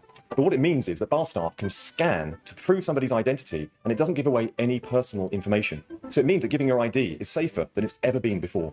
Changes like these are going to create economic growth for our country, which is key to our plan for change. There you are. Great, thanks. You put it on the tab. So this means by next Christmas, buying a pint will be a little bit easier. Put it in my digital currency tab. And didn't we just show an ad? Was it from Canada or Australia? Where they were also Australia. Australia's promoting implementing digital their IDs. digital ID currently on a broad scale. They're one of the first countries. And they were doing it through the new Apple Wallet system, the Apple's new digital ID, which all countries are now jumping on. And even here in Mexico, again, they did biometric IDs that they're saying it's not obligatory, but then it is obligatory. And the way that, because it's Mexico and because we're like 1,000 years behind, the way that they're trying to now implement it is they send it to you on in your email and then you print it and laminate it yourself, which is, I mean, why it's so much harder to implement here in Mexico. Luckily, Which is great. And to fully vet and verify. But in other countries that do have those technologies, they are ramping it up and they're able to ramp it up in a much faster way, especially with the whole, the narrative that it's so convenient. You don't have to be carrying around your passport or your wallet. And for younger people, you don't have to worry about it. That's how they get you, or they go through it's for the safety and security of our children. But while they're doing everything the citizens... Or in the US, they might say it's for the border security. Well, they're at the exact same time they're trying to roll out this digital ID, they're doing the exact opposite of what the citizens want. And they're stripping freedoms. It seems like maybe don't strip freedoms when you're trying to implement a digital ID. It's counterintuitive even to an idiot like me. But yes, it is true from GBN News. Keir Starmer's dystopian digital ID card scheme to cost $1.8 billion over the next 3 years. Again, they do have money to spend on that, but not on anything else. The rollout of Labour's planned digital ID cards is set to cost $1.8 billion over the next 3 years. The Office for Budget Responsibility fiscal outlook released early in what is branded a technical error has unveiled the cost of the controversial ID scheme for the first time. $1.8 billion. And no, that's just an extra 1.8 billion that's going into it, because when they rolled it out, they wanted to make it sound like it wasn't costing a lot and it wasn't important. It obviously is important because it's leaked out. They're going to be mandatory by the end of 2028. Hold on. Psychic says this is BS. Exactly. And it is happening worldwide and globally. And I think more and more people and countries have to just stop just looking at themselves and their own country and if it is happening or not there, but also look around and see that it is all happening at a very quick speed, almost seemingly coordinated by all of these countries that are also seemingly unrelated. It's not seemingly coordinated. It's every nation on earth. And it's already been tested in China. And we know we're headed to a social credit score. So when you scan your ID because you want your beer, oh no, you've had one too many beers, we're going to dox you some of your digital currency. Dox you, yeah. Dox you would be they release all your information, which could also happen. Again, I mean, there's another layer of security online, hacking, getting your password, getting your, in this case, in Mexico, biometrics, which means you'd have to essentially burn your retinas and your thumbprints if somebody steals it. It's just a bad system. But something that the UK and other EU countries are also toying around with, and we have been speaking about it, is conscription. From Basil the Great, Macron to bring back national service, advises Starmer to do the same in the UK. This week, Macron is expected to unveil his plans for a 10-month military national service scheme to boost reserve troops in France. It is understood he advised Keir Starmer should do similar in the UK. Don't know about it. Don't know anybody who would fight for Keir Starmer or the Labour government. Well, we don't have money to fight the war. Or Macron. We don't have money to fight the war, but we'll steal Russia's money and then we'll force our citizens to go fight because we don't like the way they vote. And then the only people left are the people that agree with us. Well, I mean, he can send Brigitte with her Slim Jim. No, I think that's part of the point. If you identify as a female, you're not going to be forced.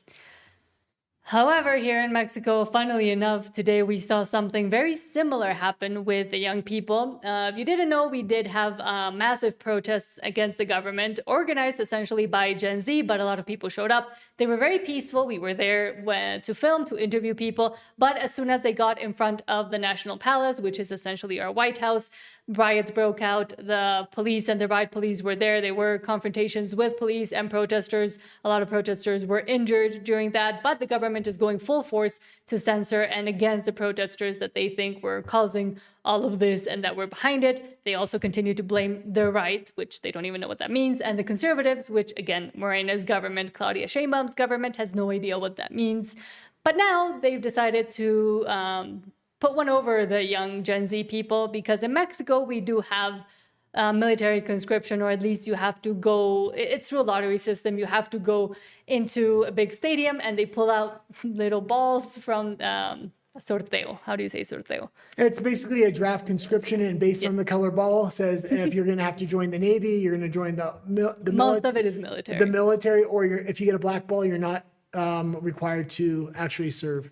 Yes, so Giant, Vicente Galvez says, giant gift from Morena, Claudia Sheinbaum to Gen Z, especially to those born in 2007, because, again, the lottery happened a few days ago. It turns out that this year, 95% of those who were conscripted into military service had the white ball, which means you have to go actually do something in the draw by instructions of high command, according to what they were told. Yeah, basically they're suspecting a lot of people that were at these Gen Z protests are now being conscripted because they don't necessarily agree with the government. If that is the case, I'm not saying that it is, but if it is the case, this is a way to breed mass distrust and unrest within your population. Even further mass distrust and unrest within your population. Especially when you're going to have a conscription, you want it to be above board. And even if you have to serve, you want to feel like it's at least an honest system. Mm-hmm. And again, they are going into and serving a I have to say, a massively corrupt system within the military, within the ties they have to criminal organizations, the government, the favors they do for each other, like clearly here. I mean, this was a very defensive move on the part of Claudia Sheinbaum against her own, once again, against her own citizens, her young citizens too. Okay, let's go into the next story here. What do you got for me? Going back to the UK. From GB News, that was just kind of related with the conscription with France and the UK. Tracking down fraudulent businesses. Fraudulent is what they were trying to say? And again, she's rolling out massive amounts of taxes and other things today. Let me finish reading it. Tracking down fraudulent business owners who disappear without paying their taxes. Rachel Reeves says the introduction of digital IDs will break the link between illegal migration and work, as well as crack down on illegitimate businesses and tax evasion. They've been using this whole digital ID to make sure that you can work in the UK, to do something about all the immigration and illegal immigration that is going on in the country and upsetting the people. But now what they're doing is trying to censor and control their own people by saying, oh, now we're going to fix it all with this digital ID that you have to do if you're complaining about immigration. Well, here's the thing. She's talking about we're going to get taxes because people are avoiding their taxes. Why aren't we watching the government? Why aren't we forcing the government to have digital ID? Why aren't we using blockchain technology and digital currency on the government itself, not the people? The government system is where the heart of corruption is. I have a sneaking suspicion if we would clean up the corruption in the government by using this technology, a lot of other things would get a lot better in society and not so much money would go missing. Things would actually get spent where they're meant to be spent. It very often seems they're spending billions of dollars on something that only takes a few million, but because of the corruption, everybody has to line their pockets. Friend, the Home Secretary, has already announced that she will claw back excess profits from the use of hotels to house asylum seekers. We've phased out the use of those hotels entirely. We will consult on reforms to indefinite leave to remain and access to taxpayer-funded benefits.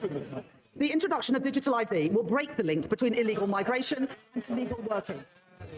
And the HMRC and the Fair Work Agency will crack down on illicit businesses that blight our high streets and undercut illegitimate firms, enforcing the minimum wage, investigating dodgy businesses, and increasing scrutiny of the gig economy, as well as tracking down fraudulent business owners who vanish without paying their taxes. And I'd like to thank my honourable friends, the members for Great Grimsby and Cleethorpes, Lee and Atherton, and Kensington and Bayswater for their representations on this subject. Good. And it's just absurd to me if they want to roll out this digital ID and this digital currency and this blockchain technology, why don't they just say, we're going to use it on the government, we're going to clean the government up, and then you may actually have a buy-in from the citizens when you say, oh, we're going to get tax evaders and we're going to clean up illegal immigration and voter and this and that. People don't trust the government to roll out this digital ID. It's going to be authoritarian. Everybody knows it. If they cleaned up their own bed first and cleaned up the government and the corruption, maybe then and just then,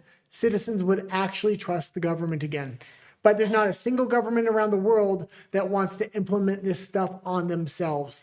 And again, they're using the excuses that think will resonate most with the public and that will make the people go, okay, fine, I'll do it if you're going to actually tackle the illegal immigration and just the migration in general that we've been complaining about, but they won't. But even if they just said, okay, we're going to clean up the government with this and we're going to use it on the citizenry, which I don't agree with, but at least if they said they would clean up the government with it, people would actually maybe buy into it in the beginning. And if it failed, then they could say, okay, we don't want anything now either. But speaking of the social credit score credit system, let's move on to Asia. From Reuters, Taiwan will introduce a 40 billion supplementary defense budget to underscore its determination to defend itself in the face of a rising threat from China, President Lai Ching-te said. Yeah, and I think we're going to get into the China section now. I got a few stories. Yes. I have a sneaking suspicion. Taiwan is going to be really hard to hit, but we've seen tensions really escalate with China and Japan recently, and Japan's a much softer target because their cities are so densely packed, because they have nuclear facilities. I mean, you can do massive amounts of damage, and the island's a lot bigger, so you don't really know where and when China's going to strike. And funnily enough, the whole Taiwan-China issue was silent for a little bit, but now it does seem to be ramping up with the help of the US, Japan, and other Asian countries that now seemingly do want to do something against the threat from China. Sorry. Okay, that's good. It's in Taiwanese. But I will say this. If the U.S. strikes Venezuela, it's going to be really hard for the U.S. to have the high moral ground here and say, oh, no, you can't attack regions in around China, like Taiwan, like Japan. I don't agree with the U.S. Attacking Venezuela any more than I agree with Russia attacking Ukraine or Palestine and Israel or China and Taiwan. Like, all these big multipolar players are really trying to bite off pieces of the countries around them in recent days. And I think they're all justifying it by pointing at one another and saying, well, you're doing it too. And unsurprisingly, from Jackson Hinkle, who I think got in a bit of hot water because apparently his X account wasn't registered in the US or something. Oh, he had to move to Russia, actually. Okay. China states that there is only one China in the world, and Taiwan is an inalienable part of China's territory. And read that statement again, sorry. Oh. China states that there is only one China in the world, and Taiwan is an inalienable part of China's territory. Yeah, and this is actually a huge statement for China to make this statement. And they made this, they told this to Donald Trump as well.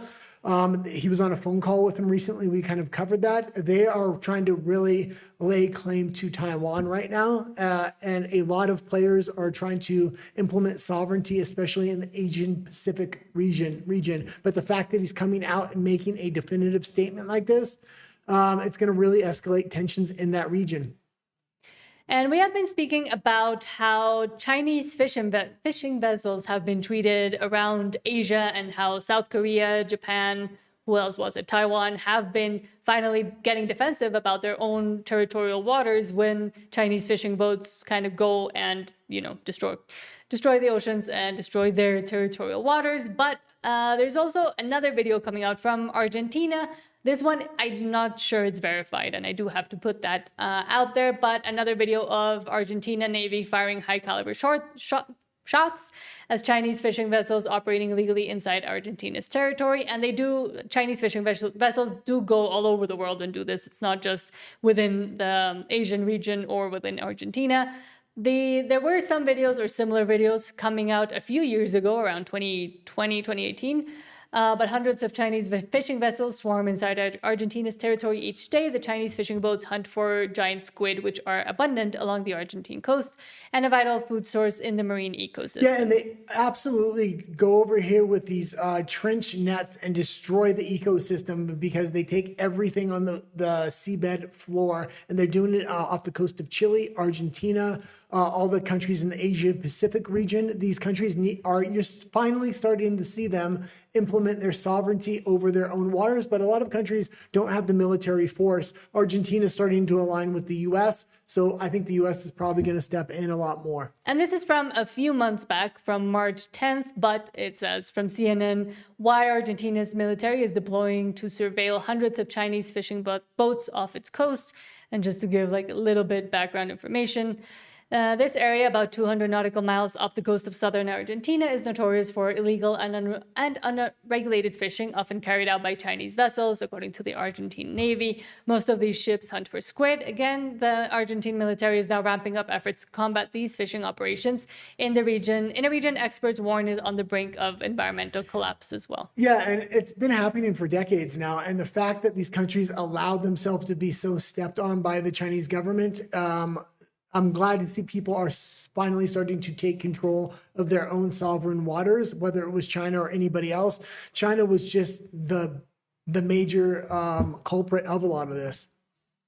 And I think that is it for the Asia region. But let's bounce back into the US, but without the controversial Candace story.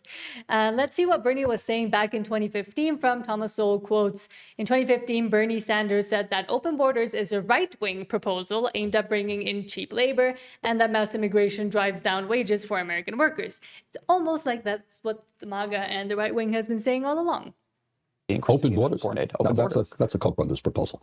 The idea, of course, I mean, that's a right-wing proposal which says essentially there is no United States. But it would make a lot of global poor richer, wouldn't it? And it'd make everybody in America poor. Then you're doing away with the concept of a nation state. And I don't think there's any country in the world which believes in that.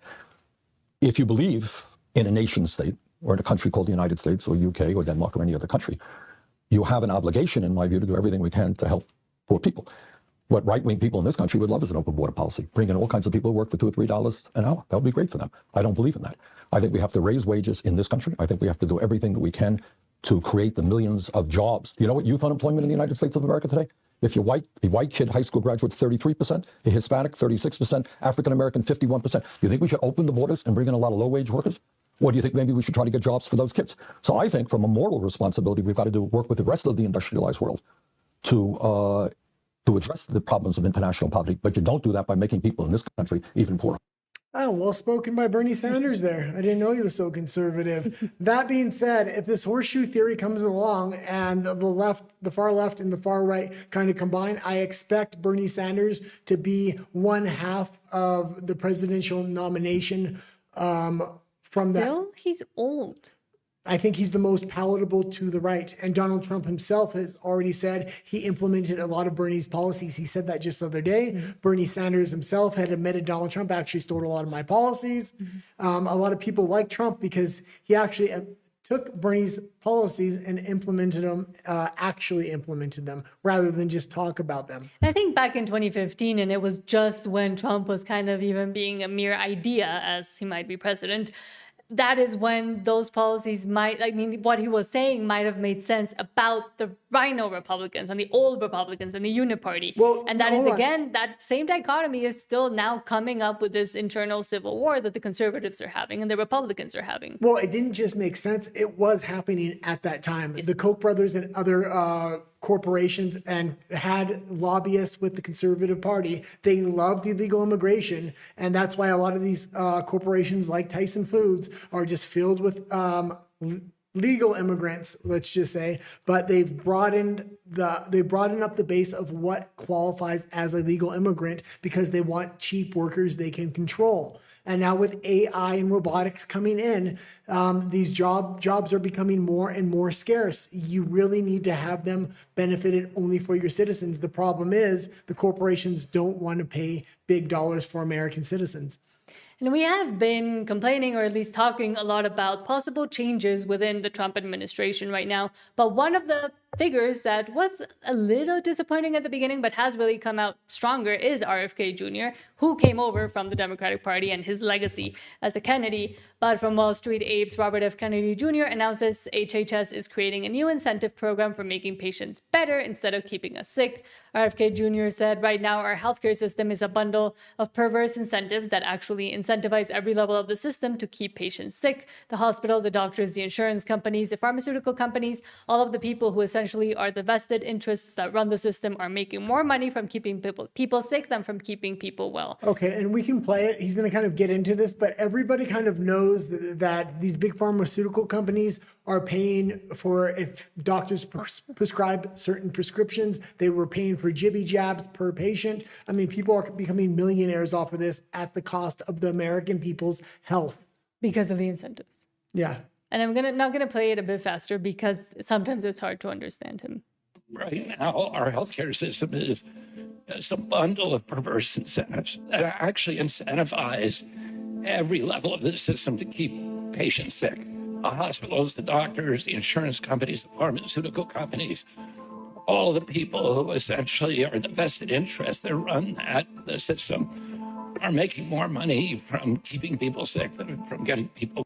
And because there's music, I mean, I read most of it, but I gotta end it there. Okay. But it is interesting also that it's not just RFK Jr., but also from the FDA, they are starting to say that they want to make changes and also change the way that the perverse incentives, as RFK Jr. said, work within the FDA as well, which has a lot of control and has a lot of different control, but also connected to the HHS and to the health system in the US. RFK has been doing a fantastic job in spite of Susie Wiles, who is been putting lobbyists in positions to kind of box RFK out. RFK is very smart. He was a lawyer that took on a lot of these big government cases. He knows where and how to kind of look for things and implement strategies that a lot of these other politicians that are getting boxed out just don't know how to play the game as well as him. One of those would be Tulsi Gabbard. She's great, but Susie Wiles is just doing everything she can to hamstring Tulsi Gabbard.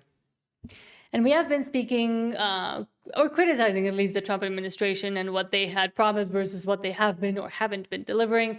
But today there was a win for President Trump. Benny Johnson says prosecutors have officially dropped the 2020 election interference case against President Trump and co-defendants in Georgia. Trump wins again. Yeah, this was absolute garbage of a case. I just wanted to kind of throw it in there so anybody that's watching knew the headline news. This was a big story.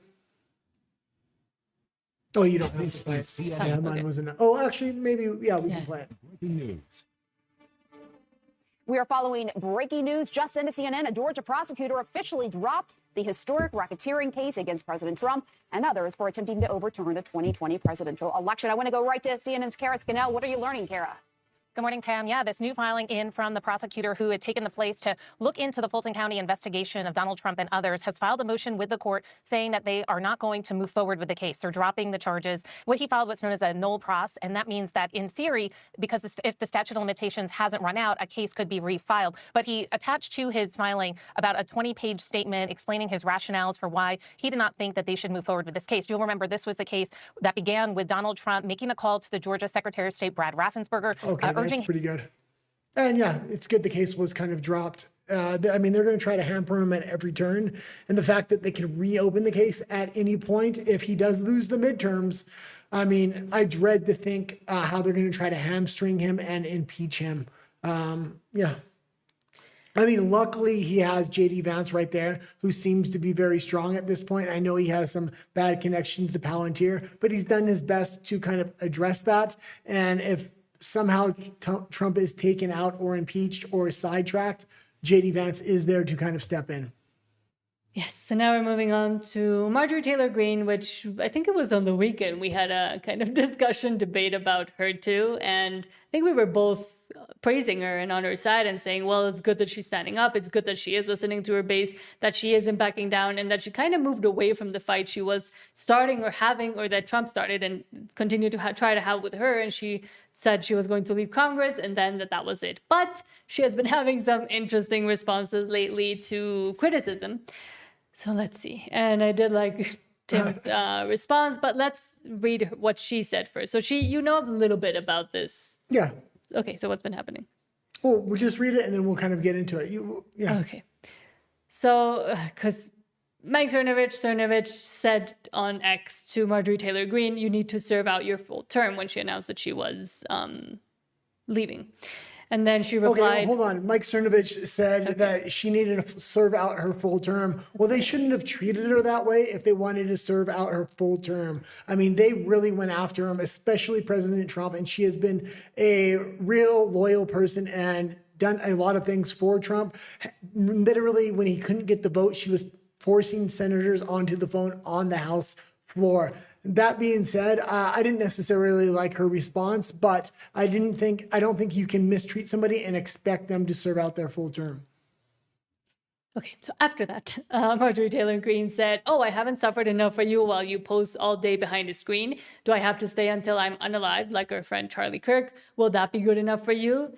As posting on the internet all day isn't fighting. Get off your behind and run for Congress. I fought harder than anyone in the real arena, not social media. Put down your little pebbles and put your money where your mouth is. After he had said, serve out your full term.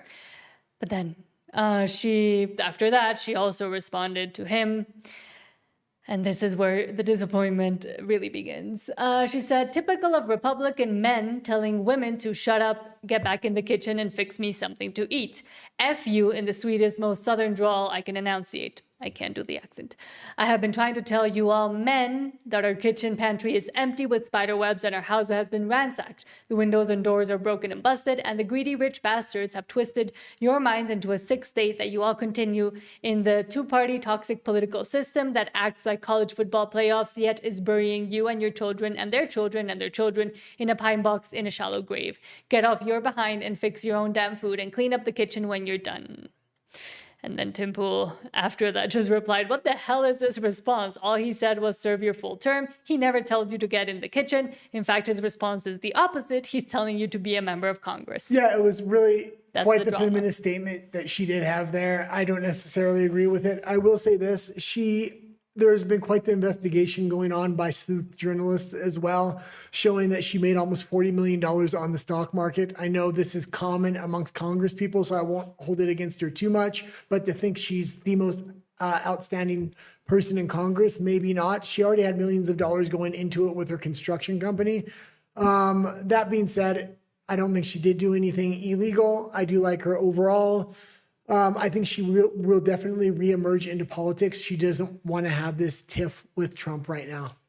And I have said, and I'll continue to say that, and it's a very controversial opinion apparently, that I don't think women should serve as politicians at the highest levels, at least, because then things like this happen. And a lot of people are in disagreement with me, but for example, I don't agree with women being president. Well, and I disagree with you as well, because oh God, what is her name? In Alberta? Danielle Smith, who runs Alberta. I do like her. There are exceptions. And I think she's really the only competent politician in Canada, other than maybe Maxime Bernier, but who doesn't have any political power, and Pierre Poilievre. But even if you compare her to Poilievre, she seems to be the best politician in Canada right now. And there are the exceptions. Again, yes, Danielle Smith, some consider Margaret Thatcher, etc. But in general, women will always go for security rather than freedom. They will always try to mother the country itself rather than giving people their individual rights and freedoms. And I think it is a biologically integrated thing within their system that they try to overcorrect and hide and say that it's not important. But the same thing that feminism has done since its existence, it tries to make an equivalence between women and men and say that they're the same when we're not. And it actually erases the femininity and women themselves by trying to make them into men and then to subjugate men into being a lot weaker and to actually listen to all these policies and stupid things. But then it is disappointing to see Marjorie Taylor Greene and, for example, Megyn Kelly and others eventually, when pushed hard enough and pressured hard enough, turn into the raging feminists that they were criticizing all along, or pretending to criticize all along. Feminism is definitely a problem within the conservative movement, and they don't seem to realize that. Same as the Catholic Church. Yeah. And I do agree, women always do. And churches in general. I do think women always vote for security, while men will, for the most part, vote for freedom. I'm not saying take the vote away from women. What I would like to see is maybe one family, one vote, meaning single people potentially don't get a vote. Because if you have a family, you're really focused on the long-term future and vision of the country. But I'd be open to different ideas as well. Yes, I was going to bring up another Cernovich one that he had replied, but I closed it by accident. So, okay, let's move on. Okay, and I think that, what is the next story? Tennessee. I think it's Tennessee, yeah. Yes. And this is might seem like a small story, but it actually is going to tell us a ton about the midterms. From Eric Doherty, Tennessee's 7th Congressional District Special Election Poll from Emerson. Matt Van Epps is 49.4 plus 2.4 points. Afton Ben, 47. Trump plus 22. Okay, so District Republican must win. Trump won this district by 22 points. It was an absolute blowout. The fact that it's even so close right now is very concerning. I mean, if they lose this, you could expect a potential blowout for the Democrats in the midterms. Even the fact that it's close, I would expect the actual vote night on this to be close as well. It's way too close for comfort right now. If this district has really tightened this much, I'm very concerned about the midterms. If they do manage to take Trump out on the midterms, they're going to freeze him out for the rest of his term, possibly impeach him. Although I think he's going in more of a corporate direction and away from his base. He has done more than any other modern president, and I would like to see him kind of finish out his term and hand this movement over to somebody competent, not freeze him out for 2 years where he can't really do anything. Also, he has signed a lot of things in by executive order. I was hoping the Republicans would win the midterms so we could solidify everything through the House and the Senate through law. I don't know if that's going to happen now. I'm going to be keeping a close eye on this election because I think it's going to be really showing what's going to happen in the midterms. And one of the main things that I have been saying, and why I think the Israel derangement syndrome and the Candace Owens infighting and the conservative civil war that's going on is not something we should all be focusing on, is because the midterms are coming and everybody seems to be completely distracted out of it, and also losing voters because of it, because of the infighting, because of the concentrating on non-issues or inventing unaliving plots. So I do think that if they want to do something and actually win, they should have started about a few months ago and not just realizing now, like Trump with this post where he says, I'm asking all America First Patriots in Tennessee's 7th Congressional District who haven't voted yet to please get out and vote for MAGA warrior Matt Van Epps tomorrow, November 26th, the last day to vote early in person. You can win this election for Matt and for them. Please vote for Matt Van Epps, who has my complete and total endorsement. Polls close at 12. And with Trump endorsing this is too late. With Trump endorsing this candidate as hard as he is, not just on social media, but when interviewed as well, if they end up losing this small election, it's going to be a real indicator of what's going to happen in the midterms. That being said, people aren't necessarily voting for the Democrats. They're kind of voting against either this issue or that issue, but there's not a real party they want to vote for. And we're seeing this horseshoe theory of like a Nick Fuentes, Hassan Piker, Tucker Carlson, Candace Owens. And I think in 2028, you may see something different emerge.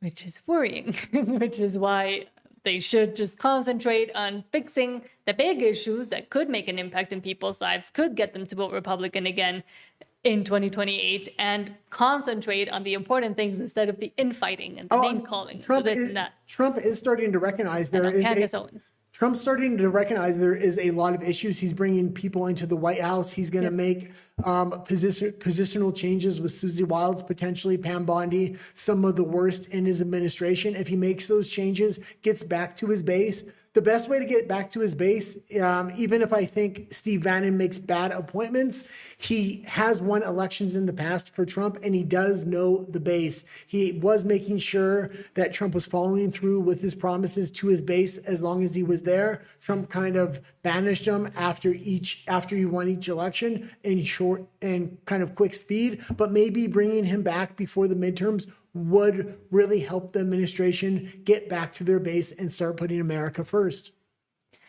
Okay, and then this, I don't know what's happening here. I don't know what this story is, so I guess you'll have to further explain it. But from Kozer, personal friend of JD Vance, Rod Dreher, goes to JD's house to plead with him to attack Nick Fuentes. JD told him he hates Fuentes, but wants to find a way to lead him away from the racist loony. He references the time Nick was caricaturing, and then I don't know what that means. Okay, yeah, there's two major factions right now within the Trump movement. There's the Marco Rubio, Susie Wiles faction, and then it seems like JD Vance is the other faction. JD Vance is trying to end this war. Most of the peace negotiations that happened recently were because of JD Vance. Marco Rubio, Susie Wiles are completely connected with the EU and trying to push this war forward, as well as push other wars forward in Venezuela. That being said, JD Vance has always been clued in with the base of the party, the America First movement as well. Even if he doesn't like Nick Fuentes, he understands a lot of the arguments, and he doesn't want to kind of alienate that base of the party, which I think is a good thing. Now, JD Vance does have a lot of questionable relationships with Palantir, and it's something to definitely keep an eye on. I went to see him in his house when I was in Washington because I wanted to plead with him as a fellow Christian. He's a serious Catholic, and I'm an Orthodox Christian. I said, you got to say something. You can't let this guy get away with it. Now, I'm not going to say what his response was, but I will say that he hates Fuentes. It's clear. Fuentes has gone after his wife, Usha, who is of Indian descent. He's called her a Jeet and condemned JD as a race mixer. So JD has no love for Fuentes. But I think it's fair to say that JD does understand intuitively, because he's 41 years old, he understands the crisis that these young men are facing. He understands that they have been unfairly targeted by the woke left that have taken over all the institutions of American life and for the past 15 years or so. And I think he must be trying to figure out a way to speak to them in a positive way, to acknowledge their grievances, the legitimate ones, but to lead them away from this racist loony. And it's a good position if that's the position JD Vance has.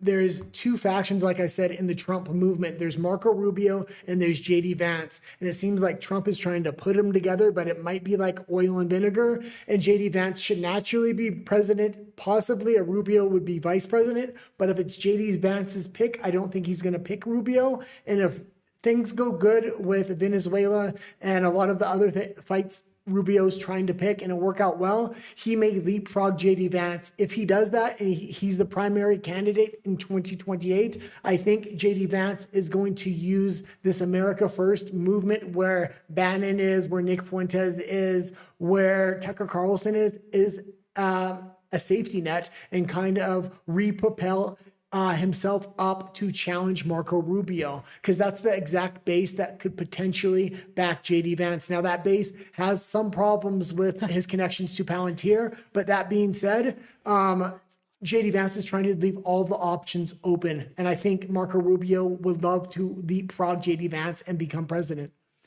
And the worrying part of the whole Nick Fuentes and the maybe merging of the, I would call it far left and the far right, as the traditional media calls them, is that they're coming up with this retarded, idiotic idea of National Socialism. And again, that's the Yazis. That's what the Yazis wanted, and that's but just because the Nazis did it doesn't mean it's gonna work out the same way. And they are making the best arguments right now. That being said, you're gonna have to make better arguments, and nobody's coming with better arguments right now. Trump is trying to revitalize capitalism through these tariffs and create a new system. But there's the big question. It goes too slow. It's going slower, unfortunately. And people aren't patient enough, especially young people who have had their futures stolen away by the old systems that are still going on in the US and elsewhere. But by the time 2028 rolls around, that is enough time to kind of see if the wind is shifting. If the Supreme Court holds up the tariff, it's enough to see if this new economic model will have the potential to succeed. At that point, if it does have the potential, JD Vance would probably be the candidate. If not, there could be a challenger. Also, like the infighting I said is happening. I mean, there's a lot of questions, and we have another poll that said young people are supporting socialism by a percentage of 39%. Republicans, that was. Republicans, yeah. Okay, whatever. Psychic says that's too low of Nick. Yes, but Nick, what I think a lot of people don't get about Nick, and I don't like him, and I don't like what he says, and I do like him, just like with Candace as well. But I definitely don't agree with everything he says. And I pointed it out. Yes, but what I was going to say is that he is and relies on that shock content and saying shocking things, and then tries to explain them away in the 3 hours that he eventually does on his show or podcast or whatever it's called. But because he's clipped so much, I think a lot of both normies, but the people that are trying to go against him don't understand that he's like a walking meme, and he says things to be provocative and to be shocking to get that reaction out of people. But then when you try to examine what he's actually saying and go in depth into what he's proposing, it actually does go against the American values and what the founding fathers set forth in the Constitution and as a project that is now America. What he's trying to say and what he's trying to propose goes completely against that, but because people only watch the clips and the shocking parts and the things that he's trying to put out that are actually going to get him the views that he wants and he needs, then they just go and try to debate him and go at him with the completely wrong perspective and the wrong point. Well, that's part of the problem. They're not trying to debate him, and they should try to debate him. And they're trying to censor and cancel him, which is completely wrong. And he does open up the Overton window, just like Candace Owens opens up the Overton window, which I like. The issue is going to be is if the far left and the far right do come together in this horseshoe theory, and Nick Fuentes and Hassan Piker really lead the independent media to support an alternative candidate from the left and right, and the Trump administration who should be in power at that point to try to censor both the left and the right, it's not going to look good. And it's going to empower the independent media again. It's going to empower their candidate. And that is because of how fed up the American, especially young people, are with the system and with the old people, politicians, the boomers, whatever you want to call them, that have been in power forever and have essentially ruined their futures just to benefit themselves. Same is happening here in Mexico. Well, if this Trump tariff capitalist movement ends up not working by the time 2028 kind of rolls around as well, and potentially a digital ID and a digital currency are brought in, there's a good chance the left-right candidate could win. And it would be alongside this idiot. Yeet Hassan reveals he was offered a CBS debate with Ben Shapiro. He declined because CBS requested the debate topic be about capitalism rather than Israel-Palestine. And he said, that's boring. Do you want to watch him? Yeah, let's watch it. I leaked some tea after this video was going viral on Twitter.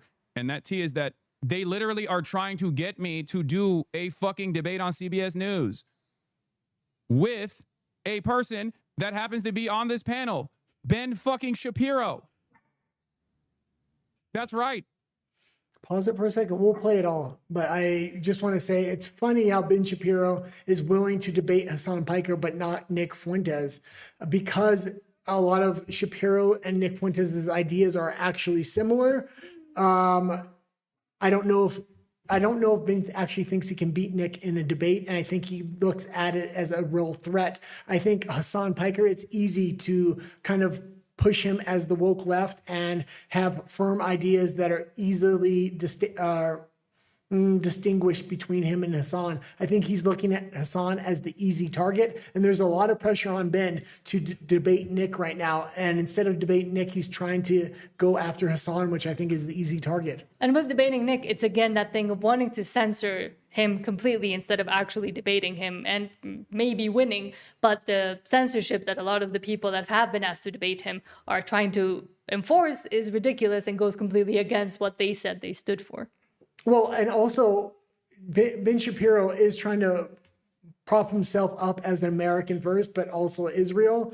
And the mask might come off if he debates Nick. That's not going to happen with Hassan Piker. They literally want me to do a CBS News debate with Ben Shapiro. And I said I would do it as long as it was about Israel-Palestine. And they want to do it over capitalism. And I was like, that's boring, you know? So it's so funny that she's like saying this. It's so funny that she's talking shit with Ben Shapiro on that fucking panel. And she's literally that's good. And he has been promoting China and communism a lot lately. Yes. And I do really see by the time 2028 comes around, Hassan Piker, Nick Fuentes are going to push somebody as a candidate, but they're going to be the alternative media that's kind of coming together. Yes. I think because you spoke about the poll, so why don't we talk about the poll first? That was a story that was buried a bit further behind, but it makes more sense with this. Yeah. Why don't you bring it up? Because I was going to say something, but I forgot. From legitimate targets, breaking 39% of American Republican voters agree with the principles of socialism, according to TIP polling. And it has to be 70 or 80% when it comes to the left. I mean, maybe even higher than that. So if they can reunite the left and the right through this idea of national socialism, which would be the left, no more immigration. The right, we're going to have some socialist ideals when it comes to Medicare and the job market and possibly UBI. What Nick said was getting rid of the free market. Yeah, well, but if the free market actually starts to collapse by 2028, if they manage to take away Trump's tariffs through the Supreme Court, which is currently happening, and the decision is supposed to come early next year, this is going to really take legs when 2028 comes around. Mm-hmm. So, but we have to remember, Agenda 2030 was always this big globalist thing. Mm-hmm. And if you can't shove it in through the left, they're going to try to shove it in through the right. Yeah. And that's the thing. It is very, I think those figures that are coming up as, you know, the Nick Fuentes is and the Tucker Carlsons and the Candace Owens is, they're being put forth because in a way they are in agreement with this and with saying that they're disappointed with the current system, which a lot of young people are also, and it is completely understandable. But I don't think the solution is to go full socialist. Well, no, but I do, when you do say that all those content creators, and there's a few politicians as well from the left and the right that are really selling this idea on a lot of different levels to a lot of different demographics. Tucker Carlson's trying to divide himself from Nick Fuentes, but I think sell the same idea overall, and they want to hit a broad base, but they're trying to sell it 3 years out from the 2028 election. But I also think a lot of people haven't been educated or forgot what socialism actually means and what it would represent. From just the beginning of this article, then we'll see the charts. It says, bad news for those who advocate for free markets and free choice as the basis of our economy and society. A slim plurality of voters say they agree with the principles of socialism, including public ownership of property, which we're seeing already in British Columbia and Canada, and natural resources, according to the latest INI TIP poll. And let's see, America splits on socialism. The question was, some politicians, including a few in Congress and several state and city candidates, describe themselves as socialists. Socialism is commonly defined as a social and economic system that calls for public rather than private ownership or control of property and natural resources. Generally speaking, do you agree or disagree with the principles of socialism? And green is agree, red is disagree, and there's the overall. So a lot of young people agree, 18 to 24, 57%. 25 to 44, again, not that much lower at 52. And then the older ones start disagreeing because they remember. 45 to 64 is 37. But you also see what's happening with capitalism as well. Corporate capitalism is really taking out small and middle-sized businesses, and it's consolidating wealth. And also the debt trap. And the debt trap that especially America, but also a lot of other Western countries have put themselves in is not making capitalism agreeable or capitalism what it actually was supposed to be when it was well, a lot of people are looking at state capitalism and saying that's the solution, because at least when that wealth is taken from the general public into the state capitalism, it can be redispersed. So that's why the Chinese model is becoming popular for a lot of younger people. And here it is also interesting that more males than females agree that socialism might be a good idea, with 50% of males saying agree and just 34% of females saying disagree. They actually agree more with capitalism, which is interesting. Mm-hmm. But then the worrying part is also within the Republicans, 39% versus just 45% disagreeing with socialism. Well, capitalism actually does completely fail at the point of AI takes a certain percentage of the jobs. And that's the concerning part. By 2028, AI will be in full swing. A lot of layoffs will have happened by that point. And if you're going to say capitalism good, but it's not working for the entire country, it's going to be hard to run on that. And if other parties are saying socialism, you're going to have to come up with a better idea. It seems very obvious at this point. This is kind of going to happen in 2028, or this is going to be pushed by either the Democrats, potentially the Republicans in some form, or a uniparty candidate. The uniparty candidate, or whoever tries to sell it to the Republicans, is going to say, the society we already have socialism through a lot of the medical benefits, through SNAP benefits. We're just looking to slightly expand that because of AI and stuff like that. So you can see the talking points should really work by 2028. So if somebody doesn't come up with a better model, or the Trump tariff model fails, this is a real possibility. And Psychic says, it's starting to seem like most of these content creators want the audience to solve their problems now, to me, lol. And then he says, they're all sus. It's not lovely at all. Yeah, I definitely agree with that. And Rafa says, I'm back. Glad you're still here. Yeah, he says, glad you're still here. I'm guessing you did go train something, whatever you were going to train. Weights. I'm guessing weights. Yes. Or no, he likes running. Running, yeah. Now let's go back to the UK and the censorship and insanity is specifically of religion and Christians. From Jim Ferguson, Christian arrested for saying God bless you in Britain. A Christian preacher has just been arrested for saying the words God bless you at a pro-Palestine protest, of course, while extremists around him were shouting what they shout and openly calling for violence. Bishop Saron Diwar, FSHC, said it plainly, what on earth are we coming to in the United Kingdom? We can just play the video. We'll let him talk. But that being said, we have to remember these mosques have call to prayers going out on loudspeakers across the whole country, including in the United States, in the UK, a lot of Europe. Yet for a preacher to say, God bless you, you're going to arrest that preacher? Especially if someone sneezed. And he said, God bless you. There's a two-tiered policing system going on in the UK, and people are not only waking up to it, it's very obvious to the rest of the world at this point. And it's coming elsewhere too, even in Mexico, with like a 79 to 80% Catholic or at least Christian religious faith within the population. Morena, the current government, is trying to censor churches as well, and Catholicism, which is insane. That being said, it hasn't quite reached Mexico in the same way, and if there are Mexicans watching it, don't let it happen to this country too. No. Can you imagine, this is supposed to be nominally a Christian country where you get arrested for saying, God bless you? It is absolutely ridiculous, the state that this country has descended into. And it is a woeful act by police that are clearly not doing anything to dispel the public perception that we have two-tier policing and two-tier justice. When you have all manner of members of the radical Islamic community screaming Allahu Akbar, along with Palestinian protesters screaming death to Jews and various other racial slurs and tropes, and a man gets arrested for saying, God bless you, what on earth are we coming to in the United Kingdom? Most definitely. I think it's a shocking story, and it must really bother you as a practicing bishop yourself. I feel that the institutions of this country, the police, the corporate sector, the blob, the bureaucracy, and the political class are now actively anti-Christian.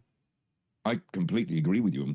And we've seen it, you know, when you get institutional members of the Church of England and other denominations writing in criticism of the fact that Christians profess their faith at the United Kingdom rally, and then Sky News, BBC doing hit pieces on myself and others because of our defense of the Christian faith. And then this overtly socialist Marxist government and the various NGOs connected to them actively persecuting Christians in the United Kingdom. What they fear is this: we are walking in the truth of who Christ is and in defense of our Christian faith, and we cannot be controlled. And that is sending a chill down the spine. And yeah, the government really, this is why they like the left so much. There's nothing higher than the government, but on the right, they have God, and they put God above the government.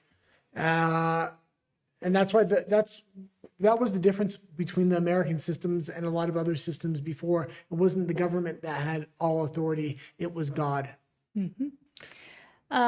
Hold on. Where are we? There. Rafa says that no, he went to pick some stuff up. Okay. He also says, I was still listening to the live, but I was delayed because I had to pause it. And then he asked Renee if there's still, or he's still here.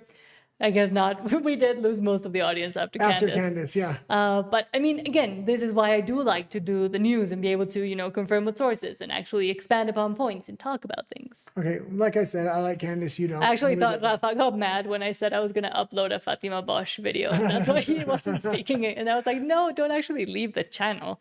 Okay, how many more stories do we have here? Quite a few. I think we're going to have to be selective with it. Okay, do you want to head over to RUMBLE now and do the last few stories over there? Yes. Okay. So we're moving over to RUMBLE. Hold on. We're moving over to RUMBLE, the free speech video platform. We always do the last few stories over there just in case censorship becomes an issue again. Also, if you're on Twitch, please like, subscribe. I don't think we have any subscribers over there yet. YouTube as well. Yeah, and we're trying to get to 1,000 here on YouTube. We'll see you over at RUMBLE in just a couple minutes. And Twitch, or just RUMBLE? We'll leave it running on Twitch. Okay, and Twitch as well. Yes, please do. Yeah, because if they ban us from Twitch, then we don't even have any subscribers there anyway. Yes, please do like and subscribe because it really does help us. We'll see you over there. Hold on. Where is it? There. I was going to say we stream on Friday too, but I didn't. And thank you for everybody